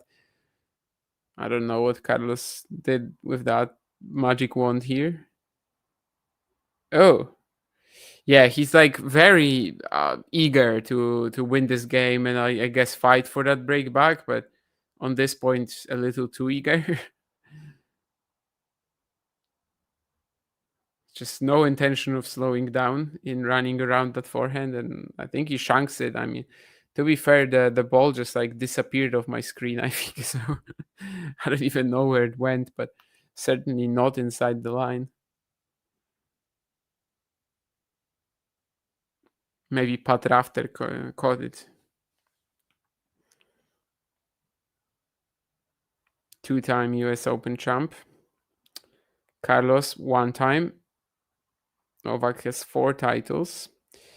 Nobody, interestingly, has been able to like get too much of a foothold on US Open in the Open era. You know, it's like 5 titles is the record, I think. So maybe, well, this could be the one, right, for Alcaraz or Sinner. I think it's even 5 titles in history, not only Open era too, on the men's side. So this could be a slam where Sinner or Alcaraz dominated and yeah, get more than 5. Probably Sinner considering the conditions. I suppose if we get that Alcaraz Sinner final, then one of them would be already on 2. Anyway, quick game for Alcaraz. Only that one miss where he was like, yeah, super eager to hit that inside out forehand and just shanked it. It's 3-1 now. Let's see if he can make some inroads on the Djokovic serve now that he's behind.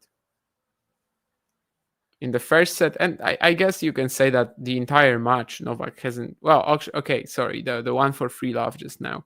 So the hold to confirm his like momentum switch, that was the only one that Novak really had an easy time with. So there is still some hope for Alcaraz here, but let's see what Novak allows him for. Yeah, again, not taking advantage of the fact that he has Alcaraz wide after the serve. Just doesn't connect with that backhand and he loses the point.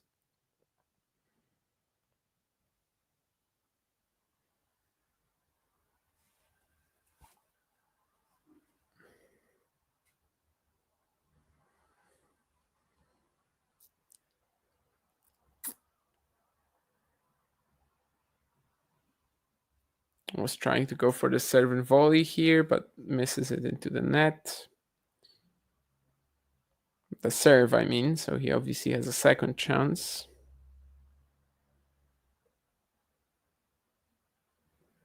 But Alcaraz snaps at that backhand crosscourt a little bit too early. Novak stretching a little bit with his shoulders, maybe. 3 unforced errors only in the second set. Alcaraz at 7. I think the first they were maybe at 11 for some time, both of them, and then Alcaraz ended on 11 while Novak got to 17.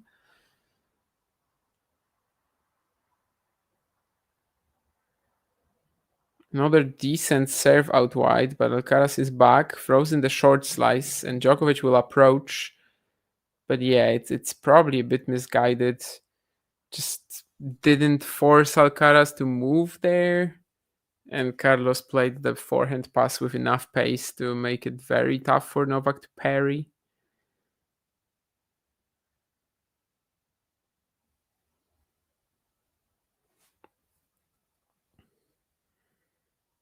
Not happy about something, either the volley or the approach. I think the approach was the shot that lost the point. But the unreturned serve... No, actually, sorry. Is it the let? No, it is an unreturned serve. I was confused for a second there because Carlos was doing something weird. But yeah, I mean, the serve comes in clutch here for sure. 86% on first serves in the second set, Novak. It's only the third game, but certainly has helped him so far.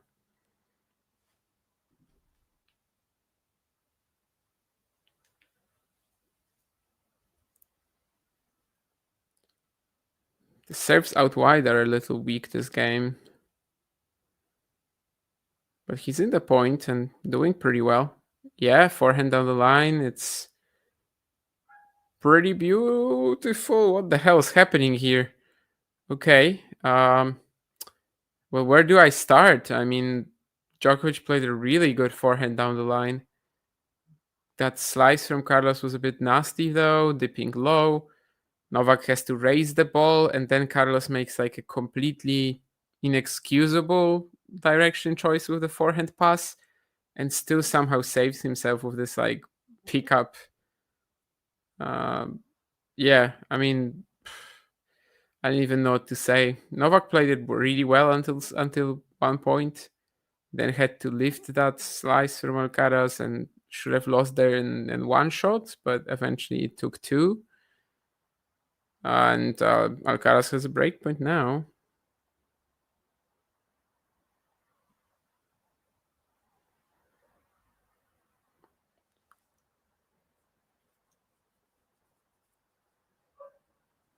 Just talked about the first serve percentage in being so high this set. right now. I think we've had one let already. Is that a second? I guess that's ammunition for the people who wanna let go of them. No, actually, sorry, the second serve must have been out. So anyway, they're starting the point now, and Djokovic makes a pretty random backhand cross-court error. So the break has been restored by Alcaraz. He's still not level. Needs one more, of course, to get back to 3-all, but he's on the right track again. Hugh Jackman in the stands. It's like a combination of actors and tennis players so far. No Donald Trump, but that was only supposed to be for the final, I think. I wonder who Donald Trump wants to see in the final. I don't think it's going to be Felix Auger-Aliassime, but between Alcaraz and Djokovic, I have no idea who is going to be Donald Trump's favorite.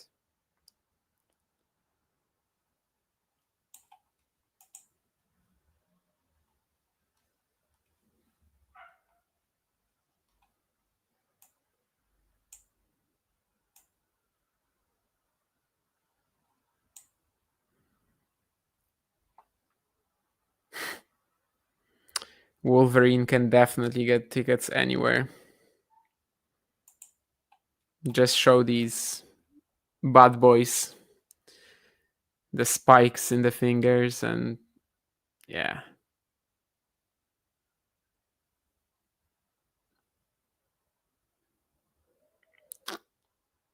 I wonder how Hugh Jackman feels about just being so. I mean, not synonymous really, but like, how does it make you feel that the role that people think of when they see you is that of a superhero? Like, how do you treat that? Is that something positive, or do you think that it should be, I don't know, a more ambitious role? Then again, there were a few ambitious Wolverine or X-Men movies. Like, they actually weren't that horrible. So much better than MCU for me. I guess maybe the new ones count as MCU though, like Logan or something like that. I don't know. Anyway, that's another tangent. 2-3, Alcaraz serving to get us to 3-all and kind of like fully get himself back on track.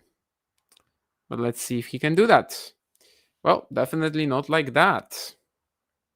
Novak with the pace down the middle of the court. And the setup for Alcaraz is a bit off there. Very close to the body. Novak getting a lot of technical advice there from his box, which he clearly asked for.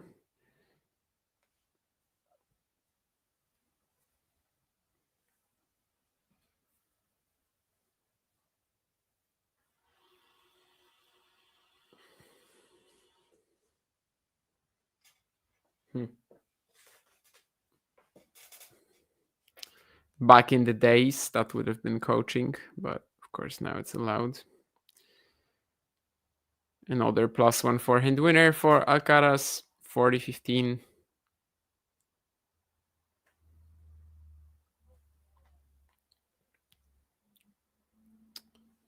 Yeah, I mean, obviously this is just going to be like 3-all in a moment. So it's not like Carlos is up a set and a break or something like that.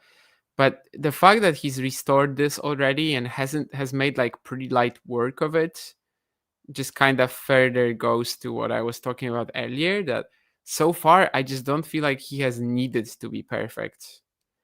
Like, so far he's had enough of an edge that he can allow himself for some sort of tomfoolery, Anyway, this is, speaking of like flair, the forehand fake drop shot here. I wonder if that's what he was going for in the first set when it landed in the net, but I don't think so. I think he was actually just faking the direction cross-court and he went down the line. But here, just a full-on fake dropper. 3 games all. I think one of our pretty regular chatters, Keen, was messaging me recently about that shot. That he doesn't really have a player who he like thinks of, and that it's pretty underused, the fake drop shot. Yeah, I mean, I think it was pretty well known from Federer, but otherwise maybe, yeah. You can always make the case though that if you have enough time to play something like that, you probably had time for a forehand winner too. Some good defense from Novak here. Doesn't let go of the baseline, takes time away from Carlos, and when he sees that short ball, punishes it.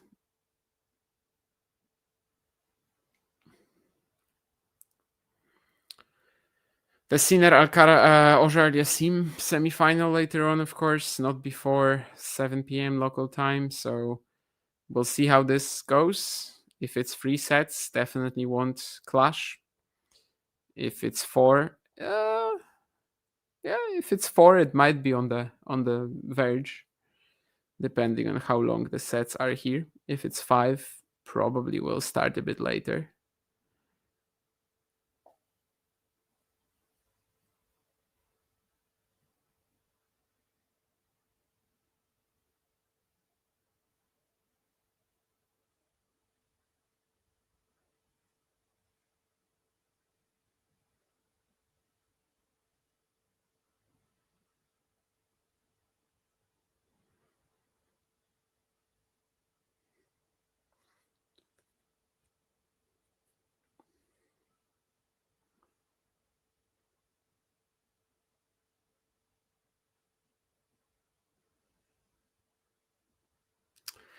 Yeah, that's another one of these second serve returns that it just doesn't even feel like Alcaraz is close to connecting with.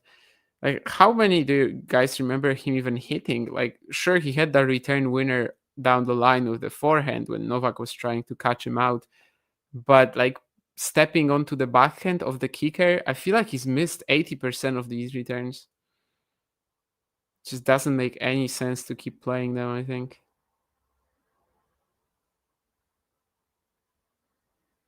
Yeah, this time he takes it a bit slower, but I guess it won't work out either. Yeah, really nice combination from Novak.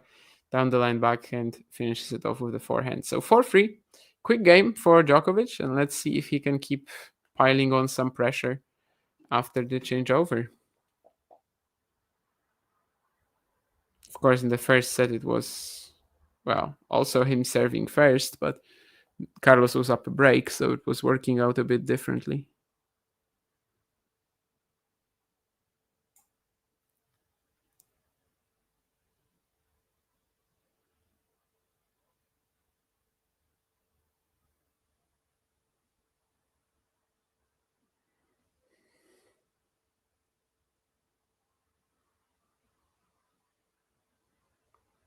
Three robots and a Spaniard? Who are the 3 robots? I mean, honestly, this year ATP is Sinner and Alcaraz. Like,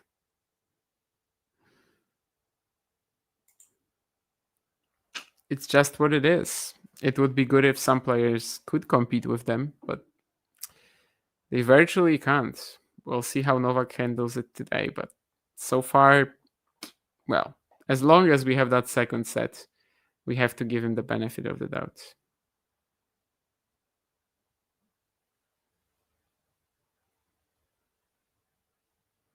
If he goes 2 sets to love down, will be tough to see a path to the win.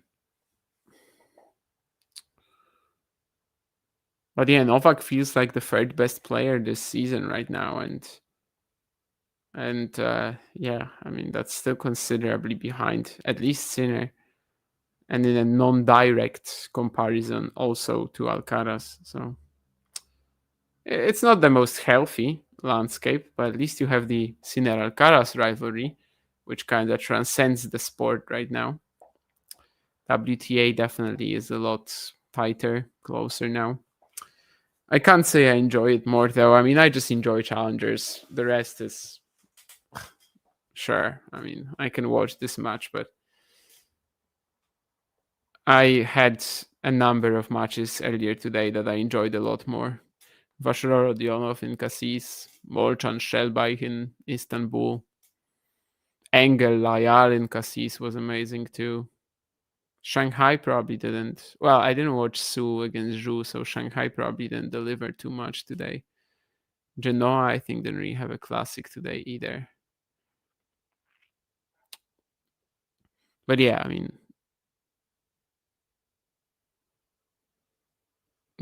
that's just what I was trying to prove, I suppose. Anyway, that's like a Saberish almost play from Djokovic. Hit there, well, more like maybe rip and charge, as we sometimes call it. Rami Malek has a smile on his face after this one. Apparently, he enjoys that kind of approach. But yeah, Carlos comes up with this very tricky backhand pass cross court. So it's just 40 love. Wonder after that previous point what Novak tries on the next one. Well, I guess there's not much space for him to try anything since he was stretched for the return, but he wins the point.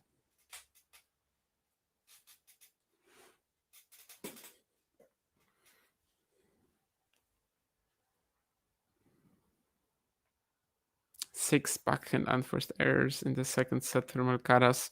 This one was somewhat forced, I'd say. I'd give some credit to Novak just for how quick the return was.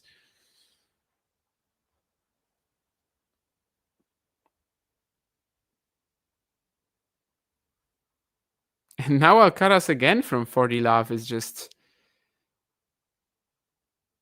I don't want to use the S word, which you might not expect what the S word actually is, but S-ing around is what I'm going to say. From 40 love, and maybe he'll pay, maybe he won't. 40-30. One more chance to avoid going to deuce here for him.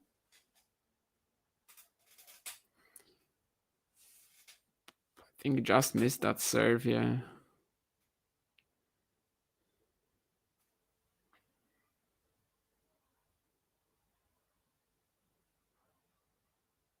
This should be his though, yeah.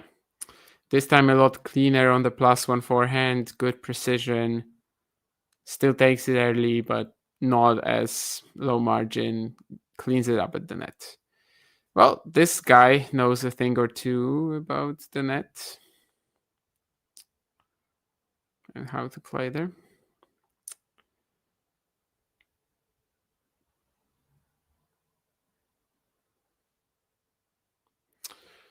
This guy, of course, being Stefan Edberg.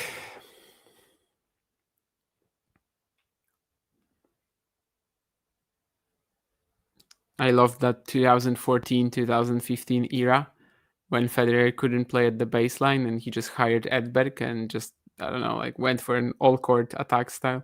Didn't bring him a slam, but was actually very good against Novak. Like, was the only person competing with Novak in 2014 and especially 15. On a regular basis, at least. Nobody else was. And then Ljubicic obviously brought out the baseline game. Turned out that he actually still has a chance of winning points off the ground. And the neo backhand and everything. But Stefan Edberg, I have some nostalgic memories from that era. Even if I can't have nostalgic memories from the playing days of the Swede. Love 15, Novak double faults. Never a good start to the game. Let's see if we have to get worried or not. The second point will tell us that. Not yet. This time they're in a point. That's a beautiful inside and backhand winner from Alcaraz, though. Seems like there's no danger when you play that deeper backhand down the middle, right? I mean, what exactly can the opponent do? Like, you haven't opened up an angle for him at all. But Alcaraz just finds it anyway. Could this be like the key shot that makes him surge towards that set? Let's see. Love 30. We've seen that a few times on the Novak serve, and typically Alcaraz would lose the love 30 point in some stupid fashion, and then Novak just wakes up It's like an electric shock. Let's see if he does that again here. Low 30, second serve once more.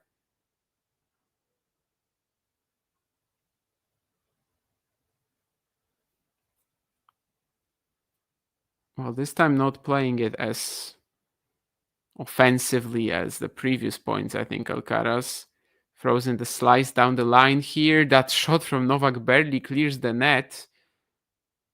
But we're still rallying. That could be one of the longest of the match. Maybe the longest. Alcaraz goes big cross court. Novak's still there. Jesus. When and how will this end? And it will end with Alcaraz just trying to be a bit too flat with that backhand. So, yeah, hits the tape and stays on his side. I wonder if we're going to get the, longest rally, 27 shots. I assumed that it was going to be the longest rally of the match. Wouldn't have guessed 27. Was more in like 22 or something territory off the top of my head. But yeah, Novak gets it.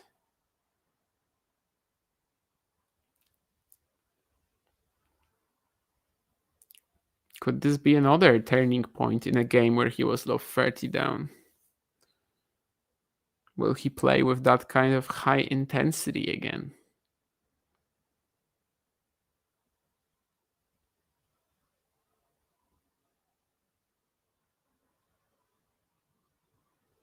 Well, Alcaraz a little casual again there, just running forehand.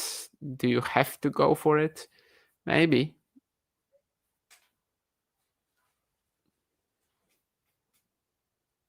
I don't feel like Alcaraz has been as efficient as in some of the previous matches. I feel like against Lehecka, it's not like he was asked for more, probably not. But I think he was a lot cleaner with his ideas, and how he was like literally approaching every single point. But now he's got Djokovic on the move and will... Oh my! That ends in the net. I was dead certain that this was going to be just perfect from Alcaraz. I mean, I don't know, something about the way that he was setting up for this forehand drop shot and how far Novak was away from the court. I mean, I never would have guessed that this was going to be in the net. Of course, from our like TV angle, we almost cannot judge the depth of a shot like this. But for more, probably not. But I think he was happening with his ideas, and how he was like literally approaching every single point. I can hear myself talking like from half a minute ago. Okay, not anymore. And Novak gets the game. Again, a little casual from that low 30 up from Alcaraz. Let's see if he gets punished for that. Yeah, Australia assumed Djokovic would be like the ultimate final of serve preparation nightmare, I suppose. Cilic as well. Any challenger events in Europe in the middle of October? Yes. Not in Paris, but there is a challenger event in Europe every single week of the year, pretty much. And a lot of weeks till the end of the season we'll have like 6 challengers, 5 challengers. The last few months of a season are typically really, really busy on the challenger circuit. So just check the calendar if anything suits you, but not Paris. I mean, if you want to stay within that area, it will be difficult. There are a few in France, typically, like Lyon, Rennes, Moulin-le-Captif, Orléans. But yeah, I mean, not that close to Paris. Neither of them, I don't think. A lot of the indoor season, though, is France. And for a good reason. I mean, their indoor events seem to be very well organized. She's Niesel, yeah, exactly what I meant.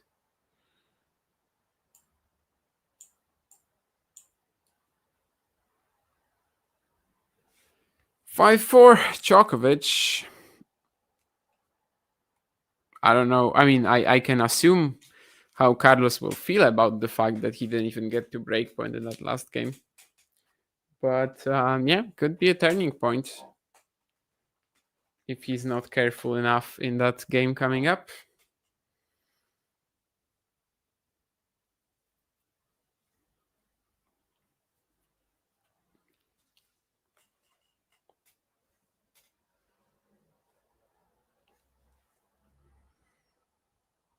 Ace down the tee.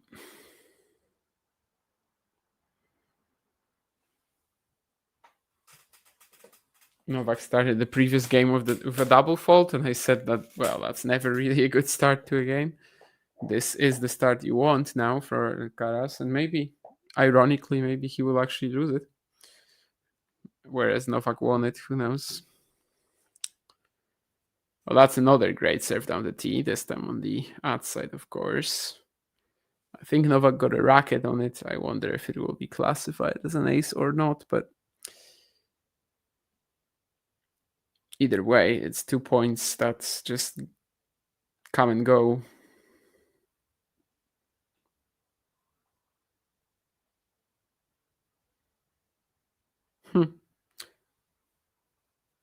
In two minds there, Alcaraz, what to do after the tricky return from Novak again. A lot of these returns from Djokovic are just coming back so quickly. Still wins the point though. Novak trying to maybe play that forehand slice approach again, but probably that. But didn't really come close. So could this be like a rapid fire game for Carlos? Risks it on the second serve and is not going to win the point, as Djokovic just expected that, I suppose, or just has reactions like a god, and probably both are to an extent true. What was the famous Robbie Keane god quote? Reflexes like a moon goose on amphetamines or something like that. Yeah.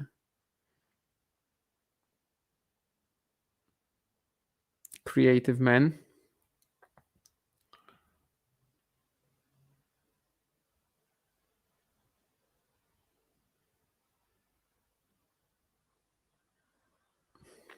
It's kind of like Carlos is letting Novak get away with stuff, but then also he's also getting away with stuff.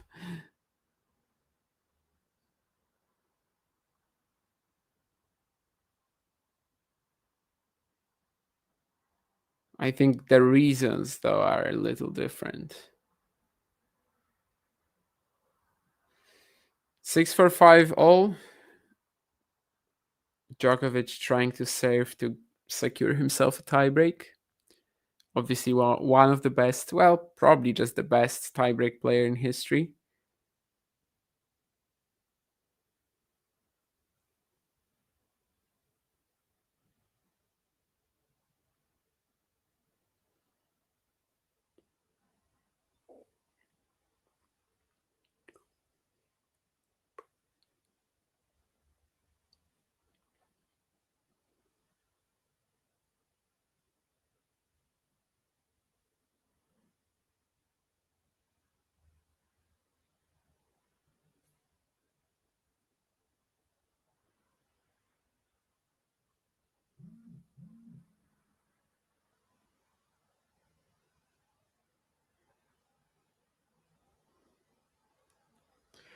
I mean, has Alcaraz even won a point after a drop shot today?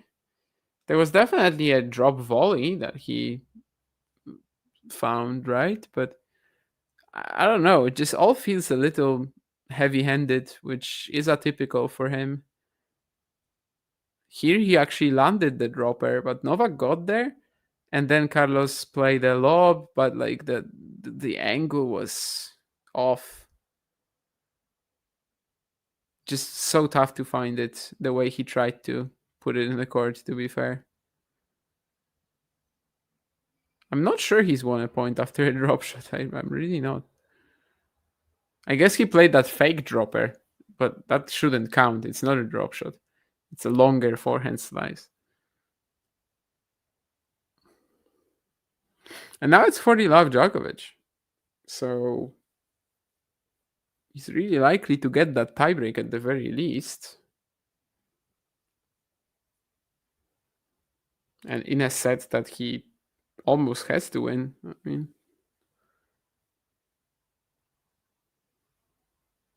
really not a bad position to be in.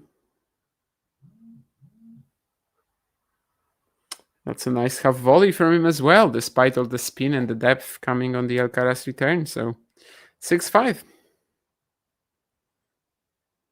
Will at least play that breaker. I'm not really sure how the breakers have gone between them. I might check that.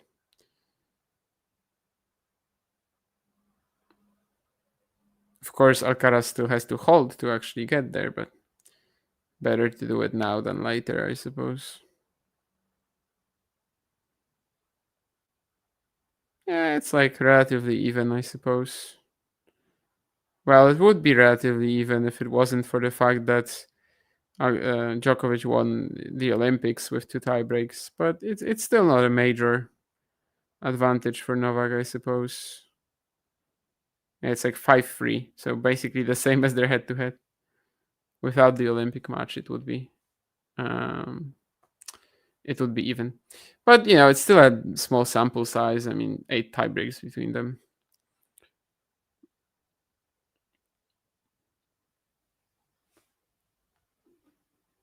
It's not like they're playing one in every set, so.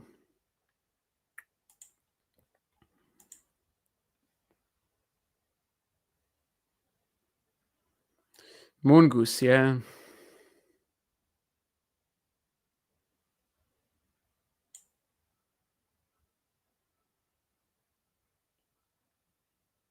He's got a lot more of these like pretty insane quotes, right? But some of them are really fun. Last time we saw one of those, God was a boy. Oil painting of a backhand.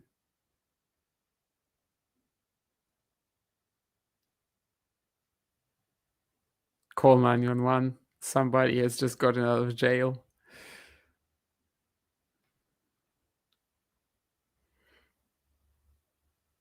I think that one might be the best though. Last time we saw one of those, God was a boy. After like a special shot. That's just beautiful.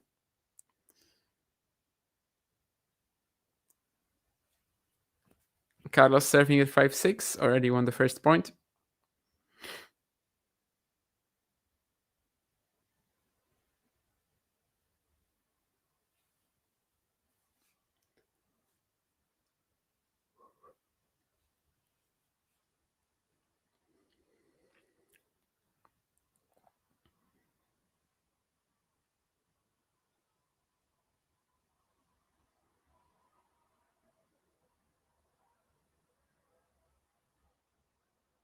Ace down the T for 40 love. Looks like this will not be particularly competitive. Of course, we've already seen a few 40 love Alcaraz games go a little awry. Can you go a little awry even? I don't know. Anyway, 6-5, 40 love for Carlos. Let's just get that tiebreak and enjoy it, as it will be one of the most important moments of the match, I'm sure. Either way, the stakes will be very high, but maybe we won't get that. I mean, again, Novak from low 40 is maybe going to threaten after getting this great return in here.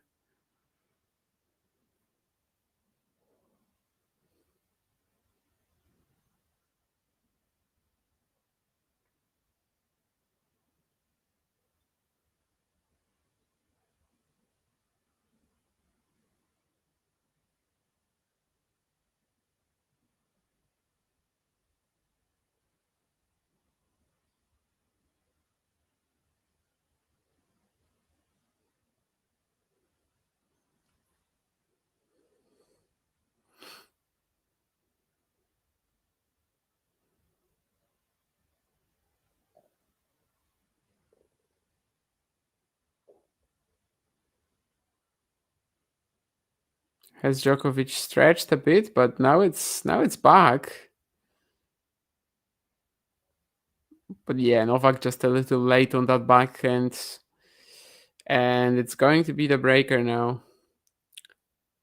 Massive moment for both players. That is Tommy Haas as well on our screens. So many tennis stars watching this one. Tommy Haas, I mean, he really should have won something. Well, maybe, I don't know if won a slam, but just should have been a lot more consistent at the top, but obviously injured all the time. 2025 tiebreak records. Djokovic is 8-12. Alcaraz 14-8, which is somewhat funky considering what I was just talking about, that Djokovic has the best record in history basically in tiebreaks. But of course, what more important what he's done over the course of his career than over the course of the year. But first mini break goes to Alcaraz. Djokovic trying to serve and volley and just caught in a bad spot with that half volley here. Yeah, I mean, basically still behind the service line or service box line.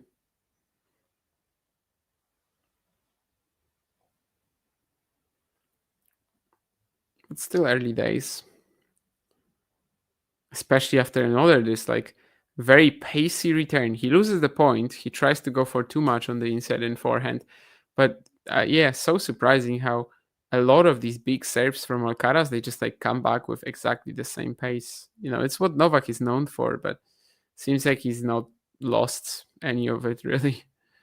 32 points won each in the second set. It's been closer than the first, obviously.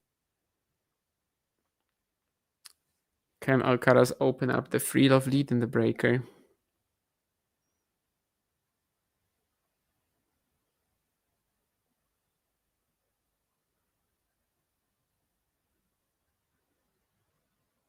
Novak was ahead in this point for a second. He's not anymore, but he is keeping himself in it. Alcaraz has to slice. Djokovic will play the drop shot. The redrop from Alcaraz is pretty good, but Djokovic gets there, lobs Carlos, and the backhand smashes in the net. Yeah, that's pretty astonishing.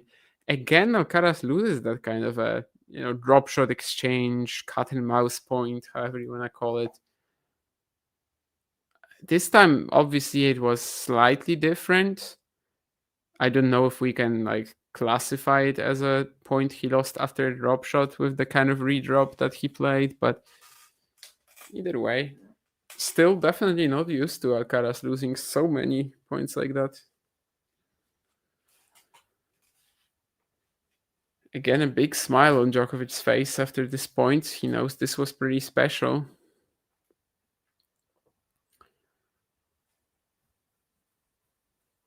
How much momentum can that give him?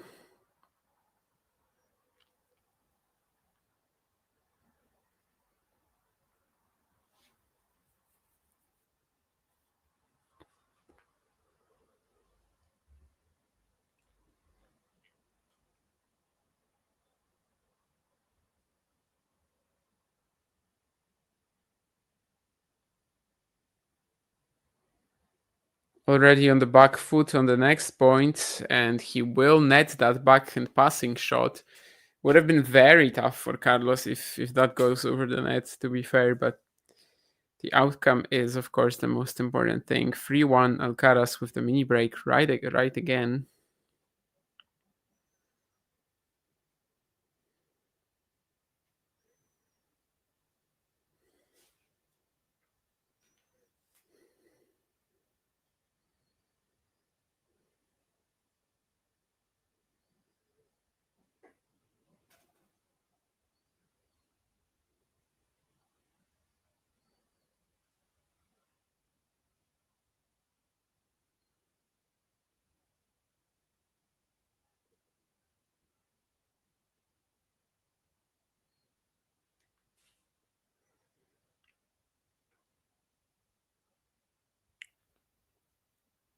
This time Alcaraz not going for quite as much on that backhand second serve return.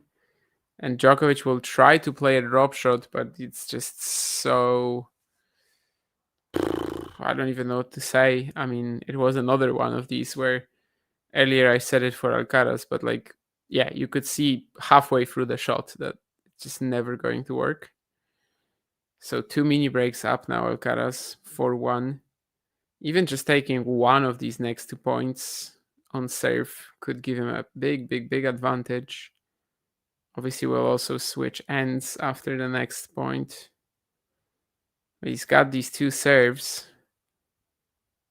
Going 5-1 before the change of ends would be massive.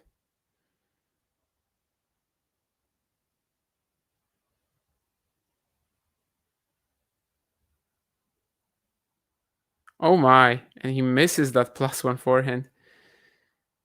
Yeah, I mean, Novak tried to step into the return, take time away. I don't think he quite did that. And the entire forehand half of the court was open. But Alcaraz loses his mind there a bit. So 4-2. Still not obvious. Still not clear. Really needs that next point to have any sort of a lead, Alcaraz. Yeah, I really don't think he's been that clinical today, right? Not that good. It's just a question of like how much can Djokovic actually, how much of this can Djokovic allow him for? And I mean, it's still close here. Alcaraz playing the drop shot again, and he's gonna lose the point again. Yeah, I really don't think he's won a point after a drop shot. It just didn't feel like the right idea at all. Novak shows some great speed, and also the angle he found. I just think at that point, Alcaraz kind of lost the point, if Novak plays something like that, right? I mean, there was no way to cover it. It's just the idea that he paid for rather than the fact that he didn't cut the angle or something like that. And yeah, 4-3 and back at level in terms of the mini breaks. We've had a lot of them this tiebreak already. I think it's like 6 out of 7 points, isn't it? Yeah, I think 6 out of 7 points so far have been won by the receiver. Will we have another one?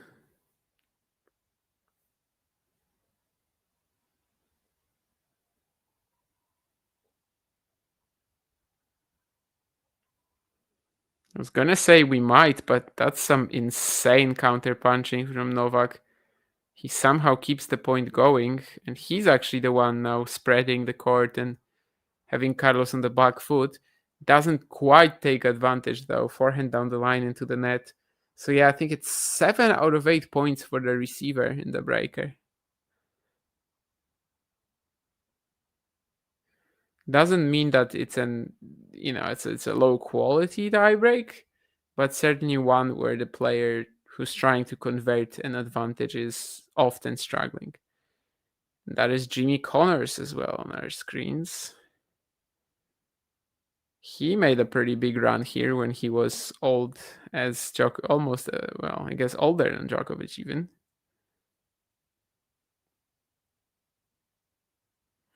Semifinals, in fact. 3-5, another second serve. Maybe we'll get another point won by the receiver.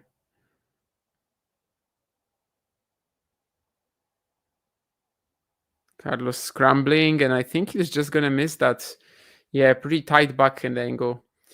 So 5-4, and he has 2 serves, but considering what we've been watching this entire tiebreak, I don't know how much of an advantage having 2 serves is. Probably just more important that he's 5-4 up.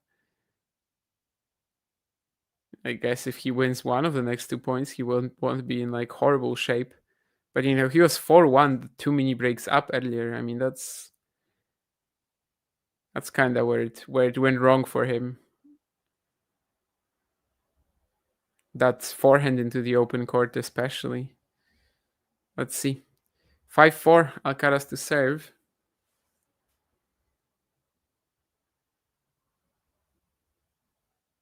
Goes T for a great serve. 6-4, 2 set points. Finally gets something on serve in this breaker. 5-5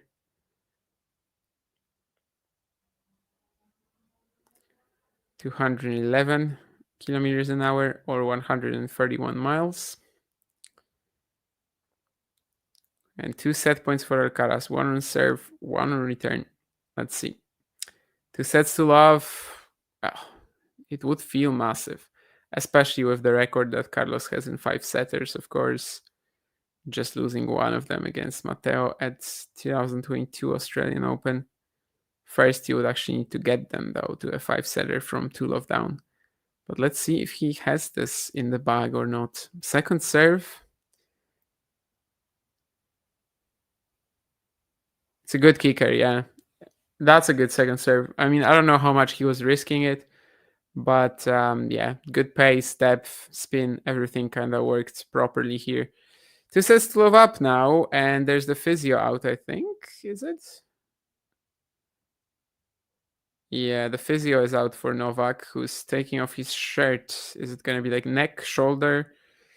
I don't know.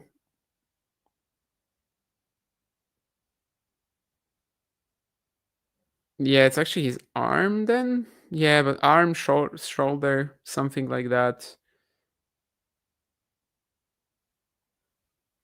Around the collarbone.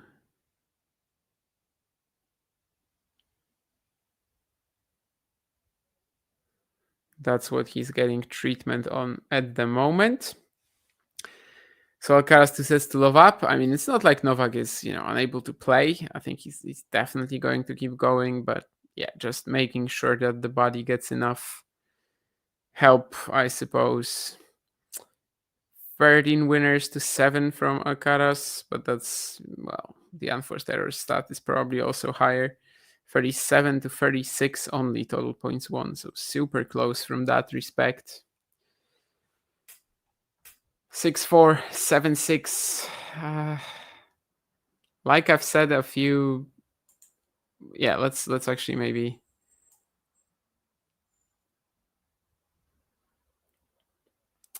Carlos keeps letting Novak hang around in this tiebreak, says Ghosty. Ozan that Novak cannot physically mount a 2 sets to love comeback. Yeah, I think in order to mount a 2 sets to love down comeback, like he would need to break Alcaraz mentally. I think I actually believe it's possible if Alcaraz had a mental breakdown today. So far, though, I feel like this match is really just Carlos is not pushed all that much, and he's actually not responding that well either. Like he's actually letting Novak hang around a lot. And I feel like he's been less casual in some of the other matches, actually. It's not that he is disrespecting Novak in that sense, or that he doesn't think that he has to be, full on 100% alert against Novak. He'd like to be, but I don't think he is today. I think he's like a little less, I don't know, just disciplined, controlled, focused than he was against someone like Lehecka. And still he's winning, which to me just kind of indicates that the edge is pretty clear right now. And yeah, I think Novak to win, he would have to like really break him down mentally. Is it possible, in 3 consecutive sets? Wouldn't he at some point wake the F up? Probably he would. Anyway, that break for Novak was not long. We are already back in play, and it starts with an Alcaraz down the tee ace. Hello, Jake. It does feel like this match is only heading in one direction, and it's felt like that from the word go. But, the previous sets, I guess Novak was like, 3 points away from winning it? I don't know if that says a lot, but it was close. Like it was close. Like the scoreline is close. It feels like, though, if anyone has a gear that they're yet to touch today, it's Alcaraz.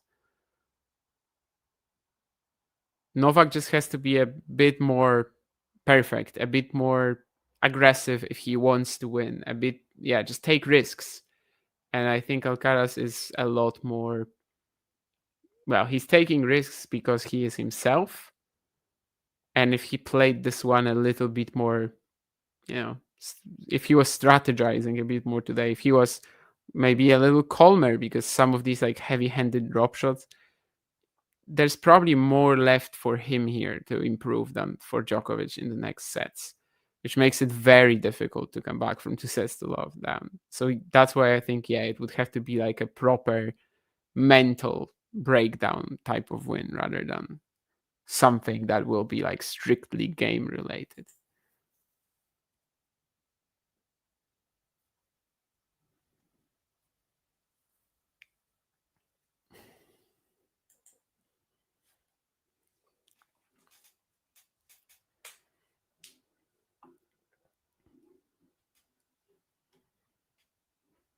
Like the ending of the second set, I guess, was not a particularly different match to what we saw in Australia, right? Just I don't think Novak is that same player today. Like I don't think he can quite go on with Alcaraz like that. Like he kept up the intensity for like maybe 2 or 3 20-shot rallies.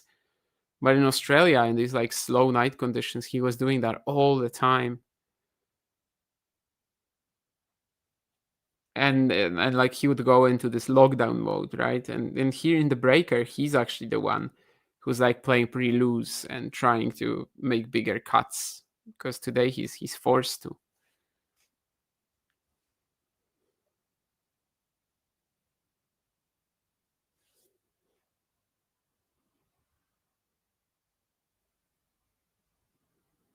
And that's the first game on the board in the first set for Alcaraz, who is, of course, serving first for the first time this match.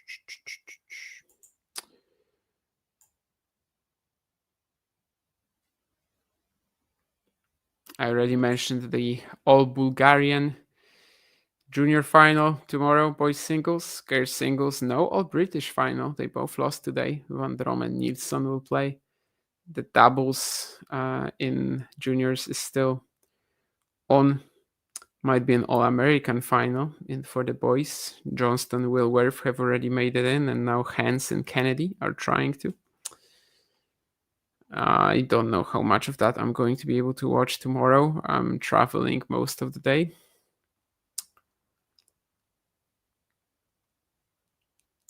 So will kind of depend on that situation.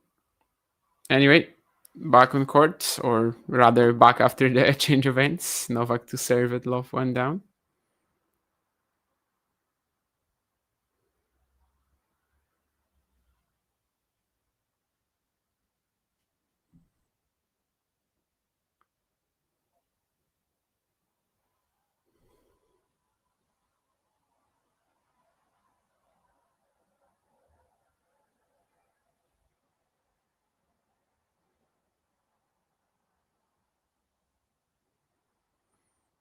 Will Alcaraz finally win a point after a drop shot? And the answer is yes, if we classify that as a drop shot. I think we should. The stroke was a little bit like a short slice, but yeah, I mean, definitely with the outcome, I think we should.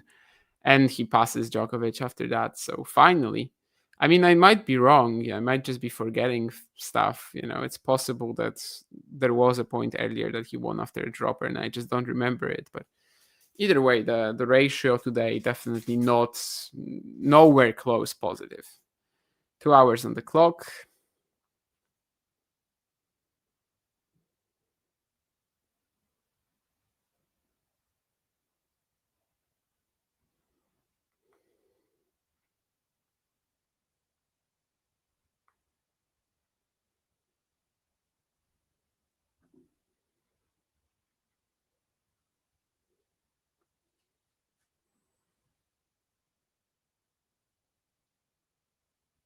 Great point here. Novak is able to shrink the court and get it done. 40-15.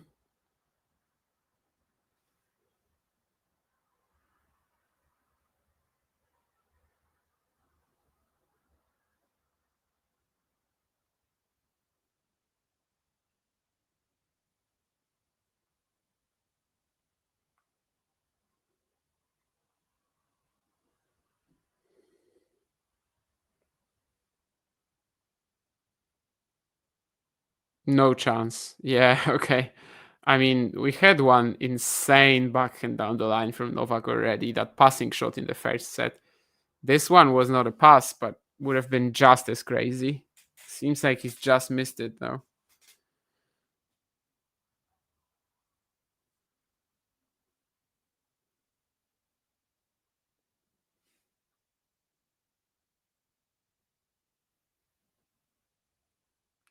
But he gets the game. Off to a solid start in the first set. Body language again in a bit of a crisis in terms of, just looking a bit fragile physically, but we've already seen that's kind of up and down today from Novak, so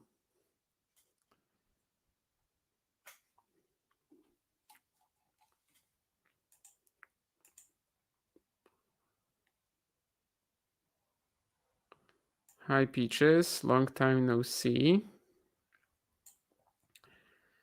The Lever caption that's an event, right? I mean, right now they announced a lot of nomination changes. Shelton and Paul, they had to pull out in favor of Mikkelsen Opelka, I think, or something like that. Which, yeah, I don't know how the fans will feel about that. Let me see if Novak is involved, because to be fair, have absolutely no idea. Yeah, Novak is not involved. So the Europe team is Alcaraz, Zverev, Rune, Ruud, Menchik, and Koboli. And Team World is Fritz, Tiafoe, Cerundolo, Mikkelsen, Fonseca, and Opelka. Yeah, I mean, that's probably the last time I'm going to say anything about Lever Cup. There's going to be a lot more tennis that week that will interest me more. But yeah, Novak not involved in it. Oh yeah, Six King Slam though I love, absolutely. What a tournament.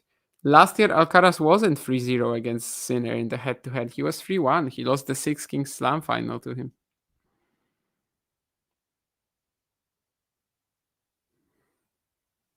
The Alicante Challenger, I don't count that to the Alcaraz Sinner head-to-head, but the Six King Slam final, oh yeah, I mean that's probably the most important match they've ever played. Yeah, that's a crazy forehand volley miss from Alcaraz, but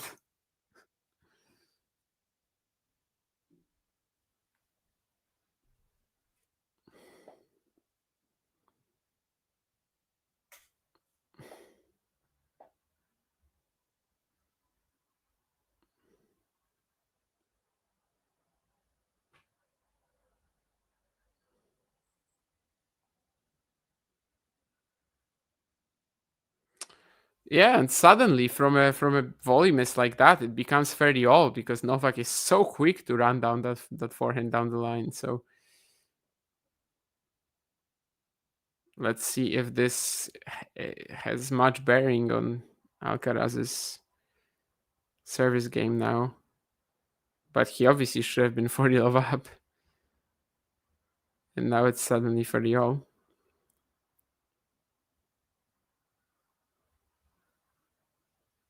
Throws in the drop shot again.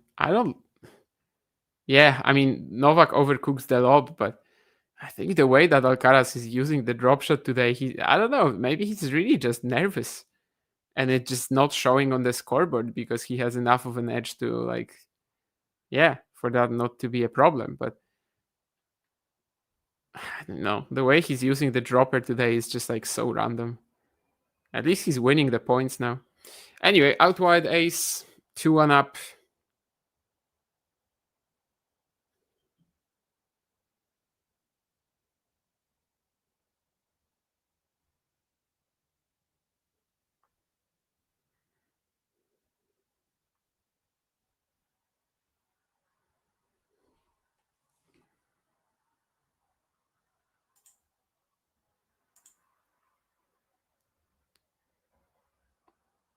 Who did I pick for the title again? Sinner.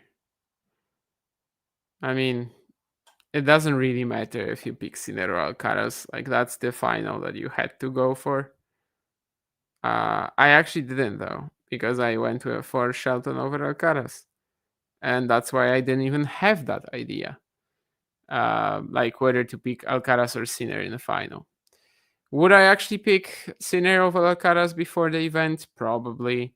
But I didn't even have that yet because I had Shelton beating Alcaraz. And then, well, the brackets just are idiotic because of stuff like that.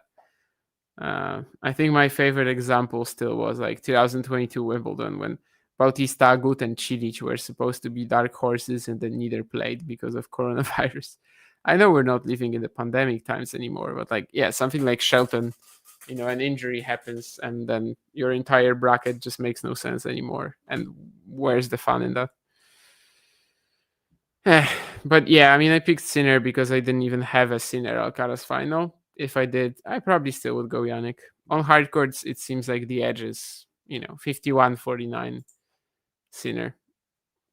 But it's never really going to be that lopsided between them unless, that matchup or they develop over the years to something that we don't yet see. Or maybe one of them, I don't know, gets older quicker.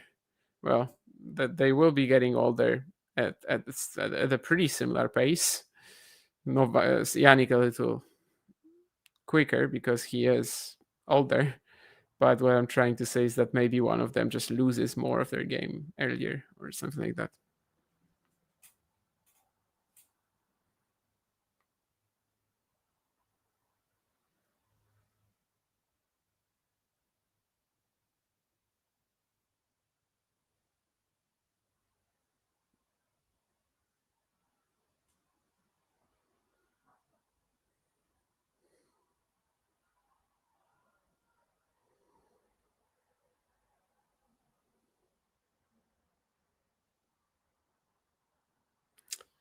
Novak at the net, but this is not going to be a good volley. Just doesn't close off the racket head at all.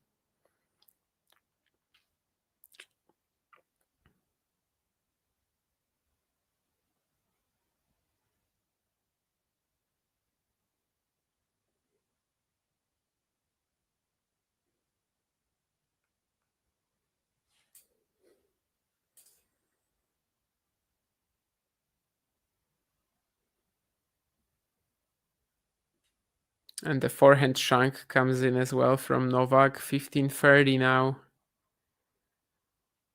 I think it was Jake who said like 10-15 minutes ago that Novak is just trying to extend the match in some ways. We definitely cannot question his effort today, but at this point it does kind of feel like that.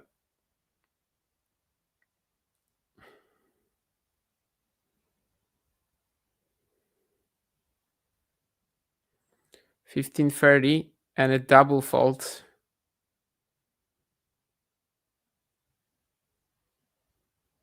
So $15.40 for Alcaraz to go 3-1 up, and then if he consolidates,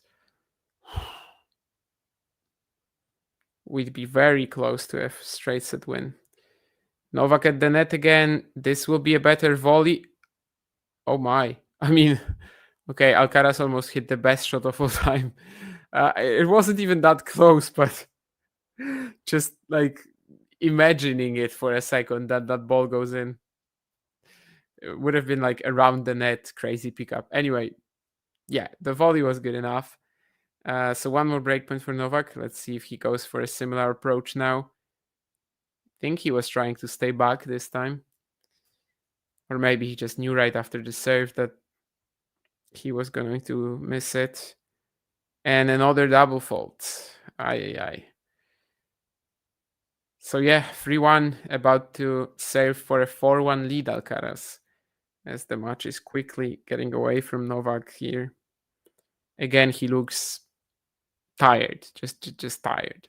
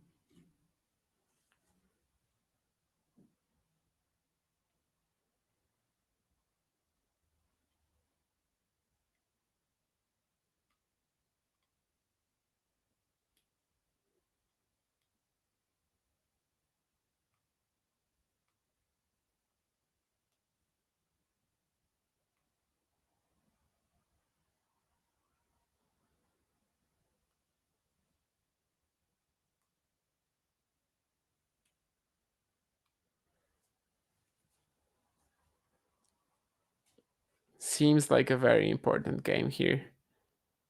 Just that 4-1 lead will look pretty scary.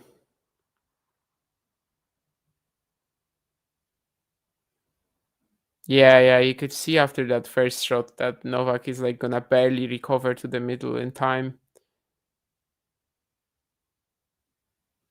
Not much of a spring in his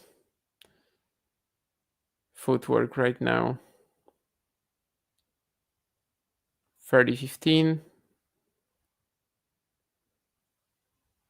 The return is good though.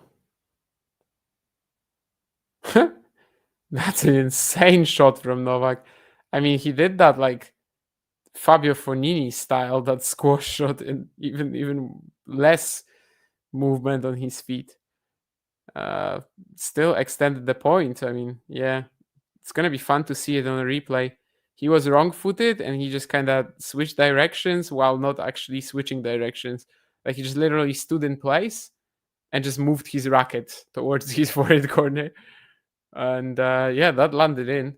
But after that, he just went for a massive forehand to bail out of the rally. Yeah, definitely wasn't like competing too much in this game. It wasn't quite like a tanking Djokovic, but yeah, just bailing out of the points.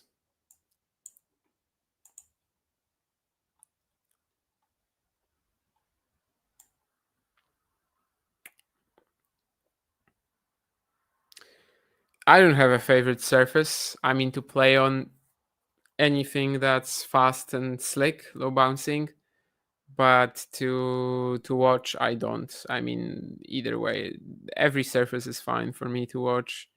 I don't feel like I have a favorite.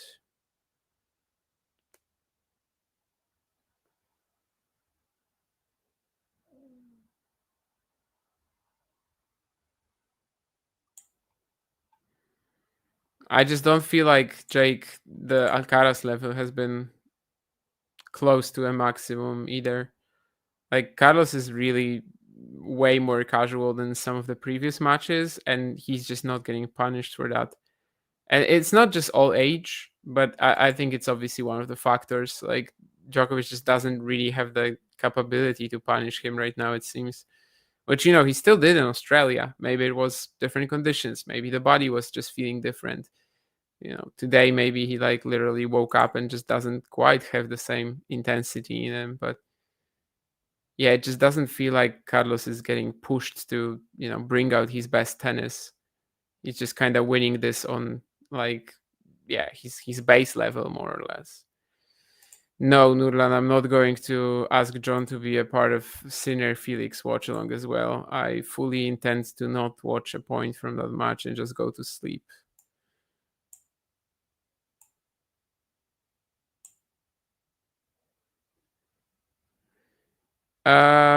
Actually, we were at Estoril this year. I think that was the only time we traveled somewhere together this year.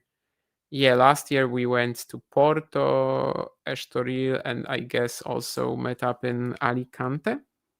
This year, I think only Estoril. So that was in May, early May, or something like that. Yeah. So we just love Portugal, apparently. Novak at the net. Djokovic will have a lot of time to lob him, but it's still just 15-30. Well, 30-15 even from the position of the server.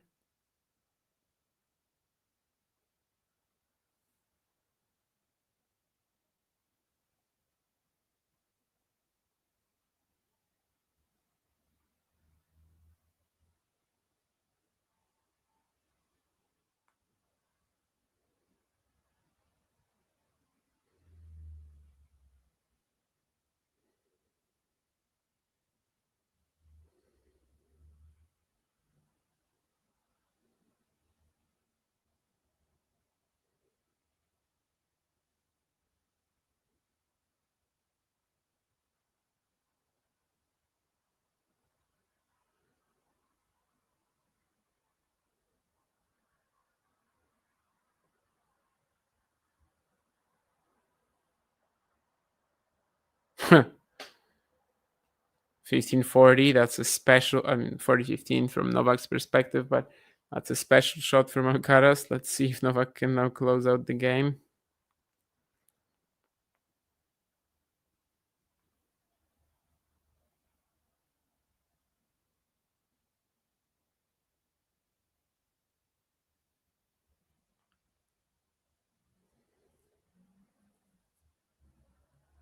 Forehand down the line, it's massive.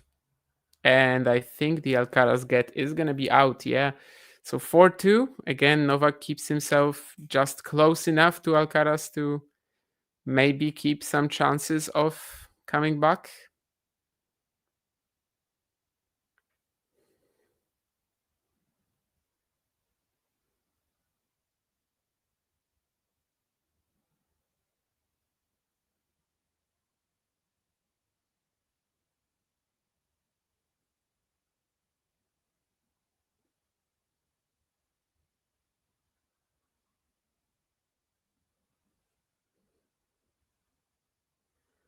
Alcaraz with the ace out wide, just 2 games away now. 7 points if you want to count it like that.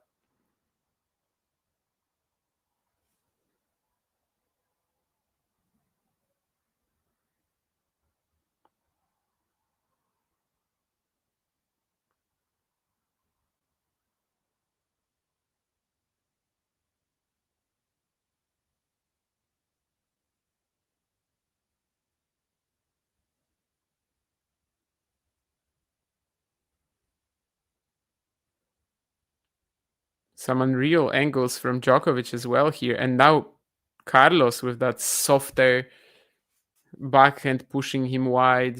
Again, there's a big difference in how dynamic the two players are when you see an exchange like that.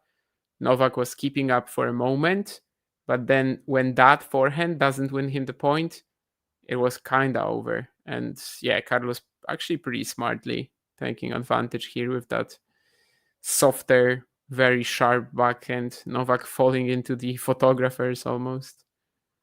A few more of them than on the Medvedev Bonzi match when that guy was running through the court. Inside in forehand winner now. Carlos getting really close to that 5-2 lead. 9 out of 9 on first serve points won this set.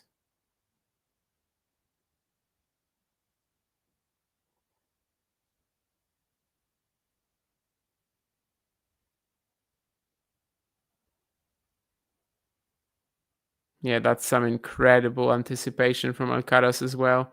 Now he's the one with like this crazy intensity in every shot, and clearly just on a confidence high. 5-2, and after the change of ends, we're gonna watch, who knows, maybe the last games of this match. Definitely the ones that will be deciding how it goes from here. How many games do I give your homeboy FAA? I don't know. I feel like getting to a tiebreak would be good.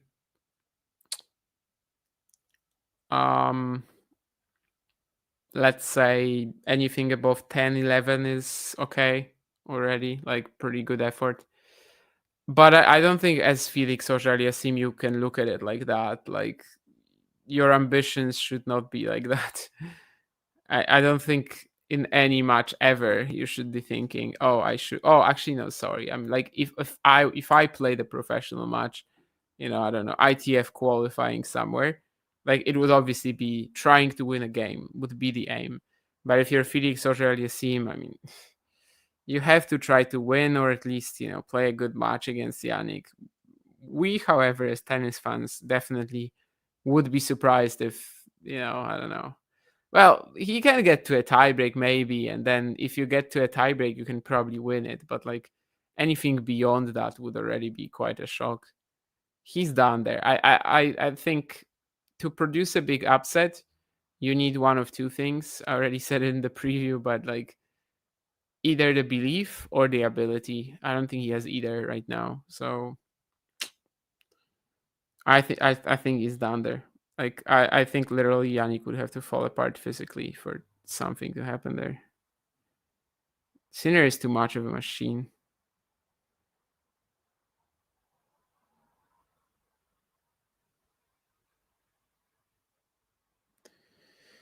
Can Novak keep extending this? And by the way, if it goes 4, I'm not saying I wouldn't stay. Or John saying that the reinforcements would come. That's not to say that I wouldn't stay. But yeah, I mean, for Senior Rosalia Sima, come on, I'm not staying up for that. It's way too important for me to just go to sleep and have a regular day tomorrow. If it was the other way around, I probably wouldn't care enough the Alcaraz Djokovic semi to stay up either, to be fair. As I said, I've been really disinterested in the US Open from a certain point. Not every single event, but the singles at least. Anyway, 15:30 now. Just 2 points away.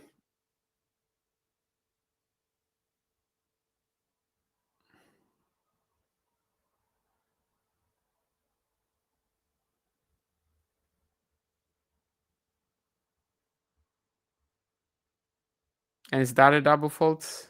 I guess so.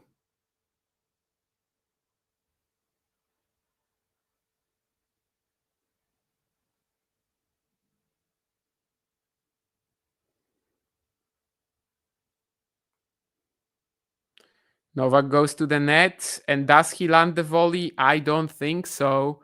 So it's a straight set win for Carlos Alcaraz. Yeah, I mean, Novak still smiling, gives him a warm hug. He obviously knows that today was not particularly close. It's going to be tough for him to have like a feeling of disappointment about this one, I think. But yeah, Carlos Alcaraz moves on to the US Open final without dropping a set.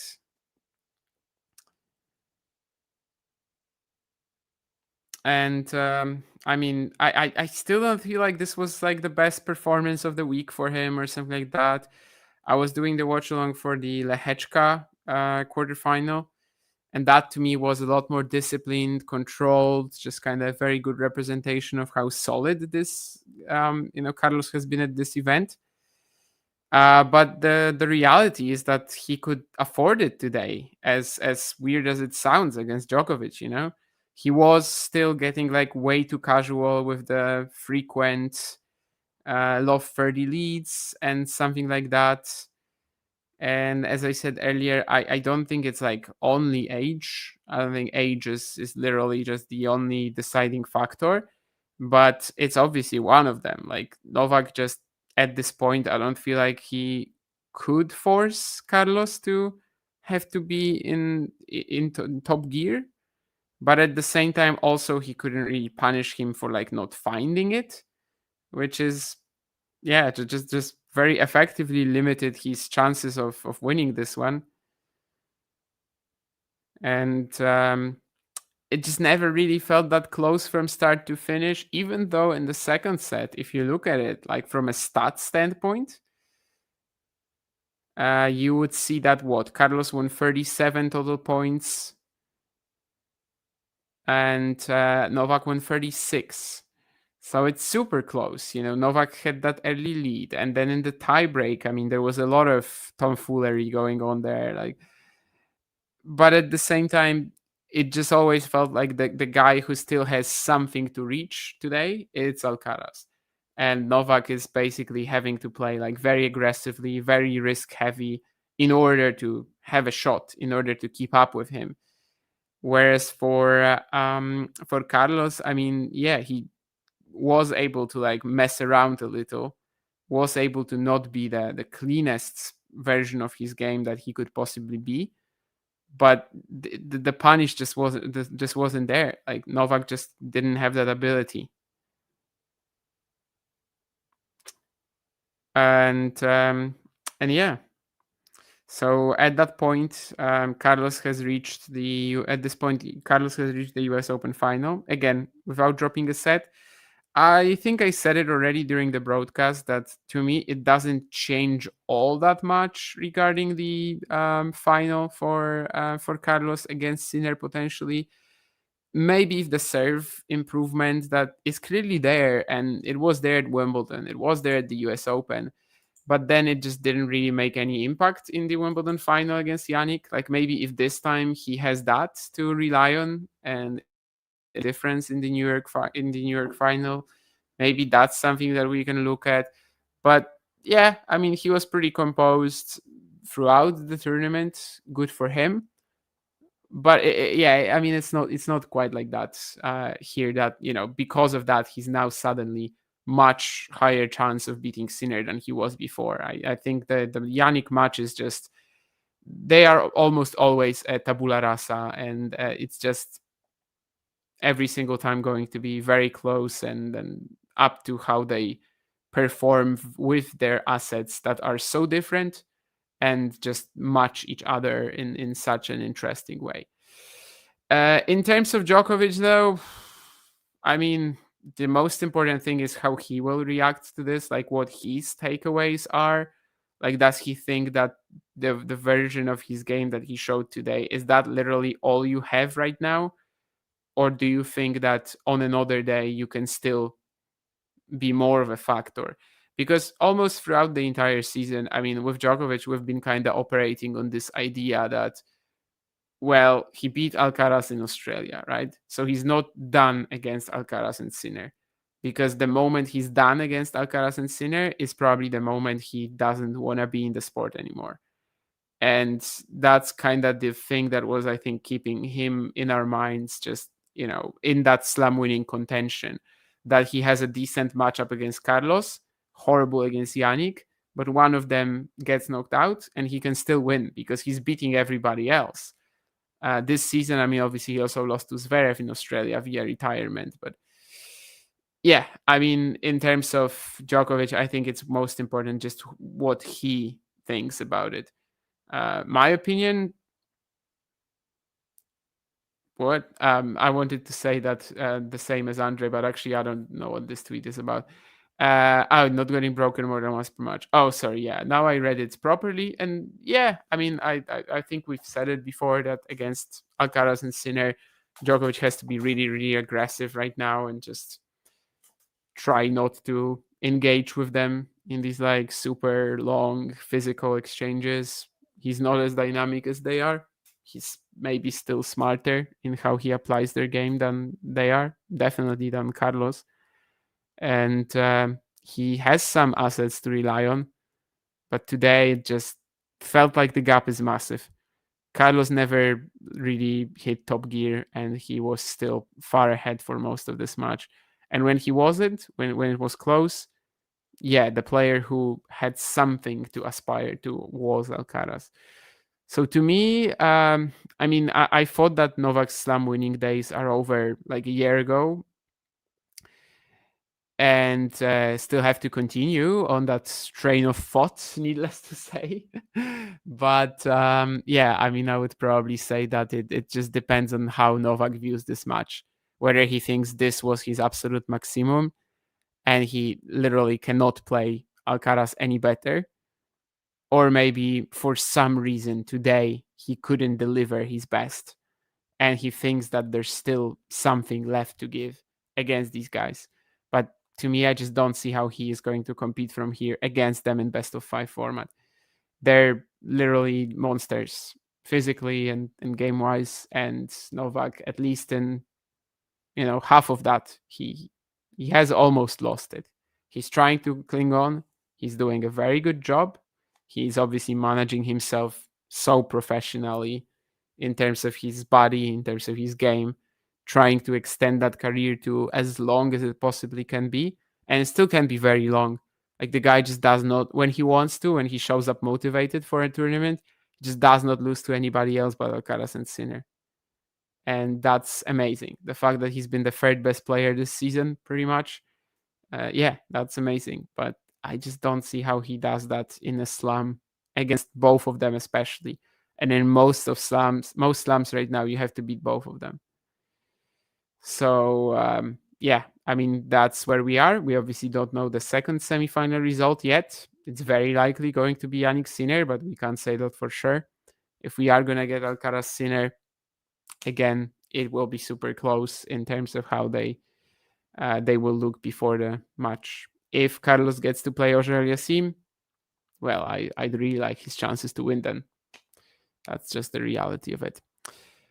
But yeah, as Sean says, to beat both of them seems impossible in a row. Opelka recently said that he has a 0% chance of winning this US Open. Yeah, I mean, I agree, but probably not the right mindset if he wants to win ever a slam. But that's also something that I've said a few times before, that I think the crazy guys get there. The guys who, like Carlos, just say that, I want to be the greatest of all time. And he might be, he might not be, but like I think that actually gives you fuel to try to compete against these dudes. And if you just think that, well, I want to be top 10, I want to be top 20, yeah, go for that. Not everybody, of course, has the skill to achieve that as well. But right now, it's very difficult for tennis players to think that they have a chance against Sinner or Alcaraz. Novak has that kind of great mentality, right? Where, well, he thinks that the impossible is possible, and he very often achieves that impossible. So maybe there's still hope for him in that. But yeah, I mean, he will decide when he calls it quits. And for me, I've always thought that when the moment when he calls it quits is going to be when he doesn't think that he can compete for slams anymore. And now it's just going to be a question of like, yeah, how he's going to approach this match, how he's going to look back on it, and whether he thinks that it's a sign of that or not.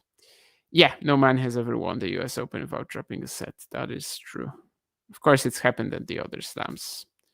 Australia, Wimbledon, and the US Open. And the French Open. Nadal doing it 4 times at the French. Federer winning Australia and Wimbledon. There's a few other examples, but it's never been done at the US Open. Anyway, yeah, that'll be it.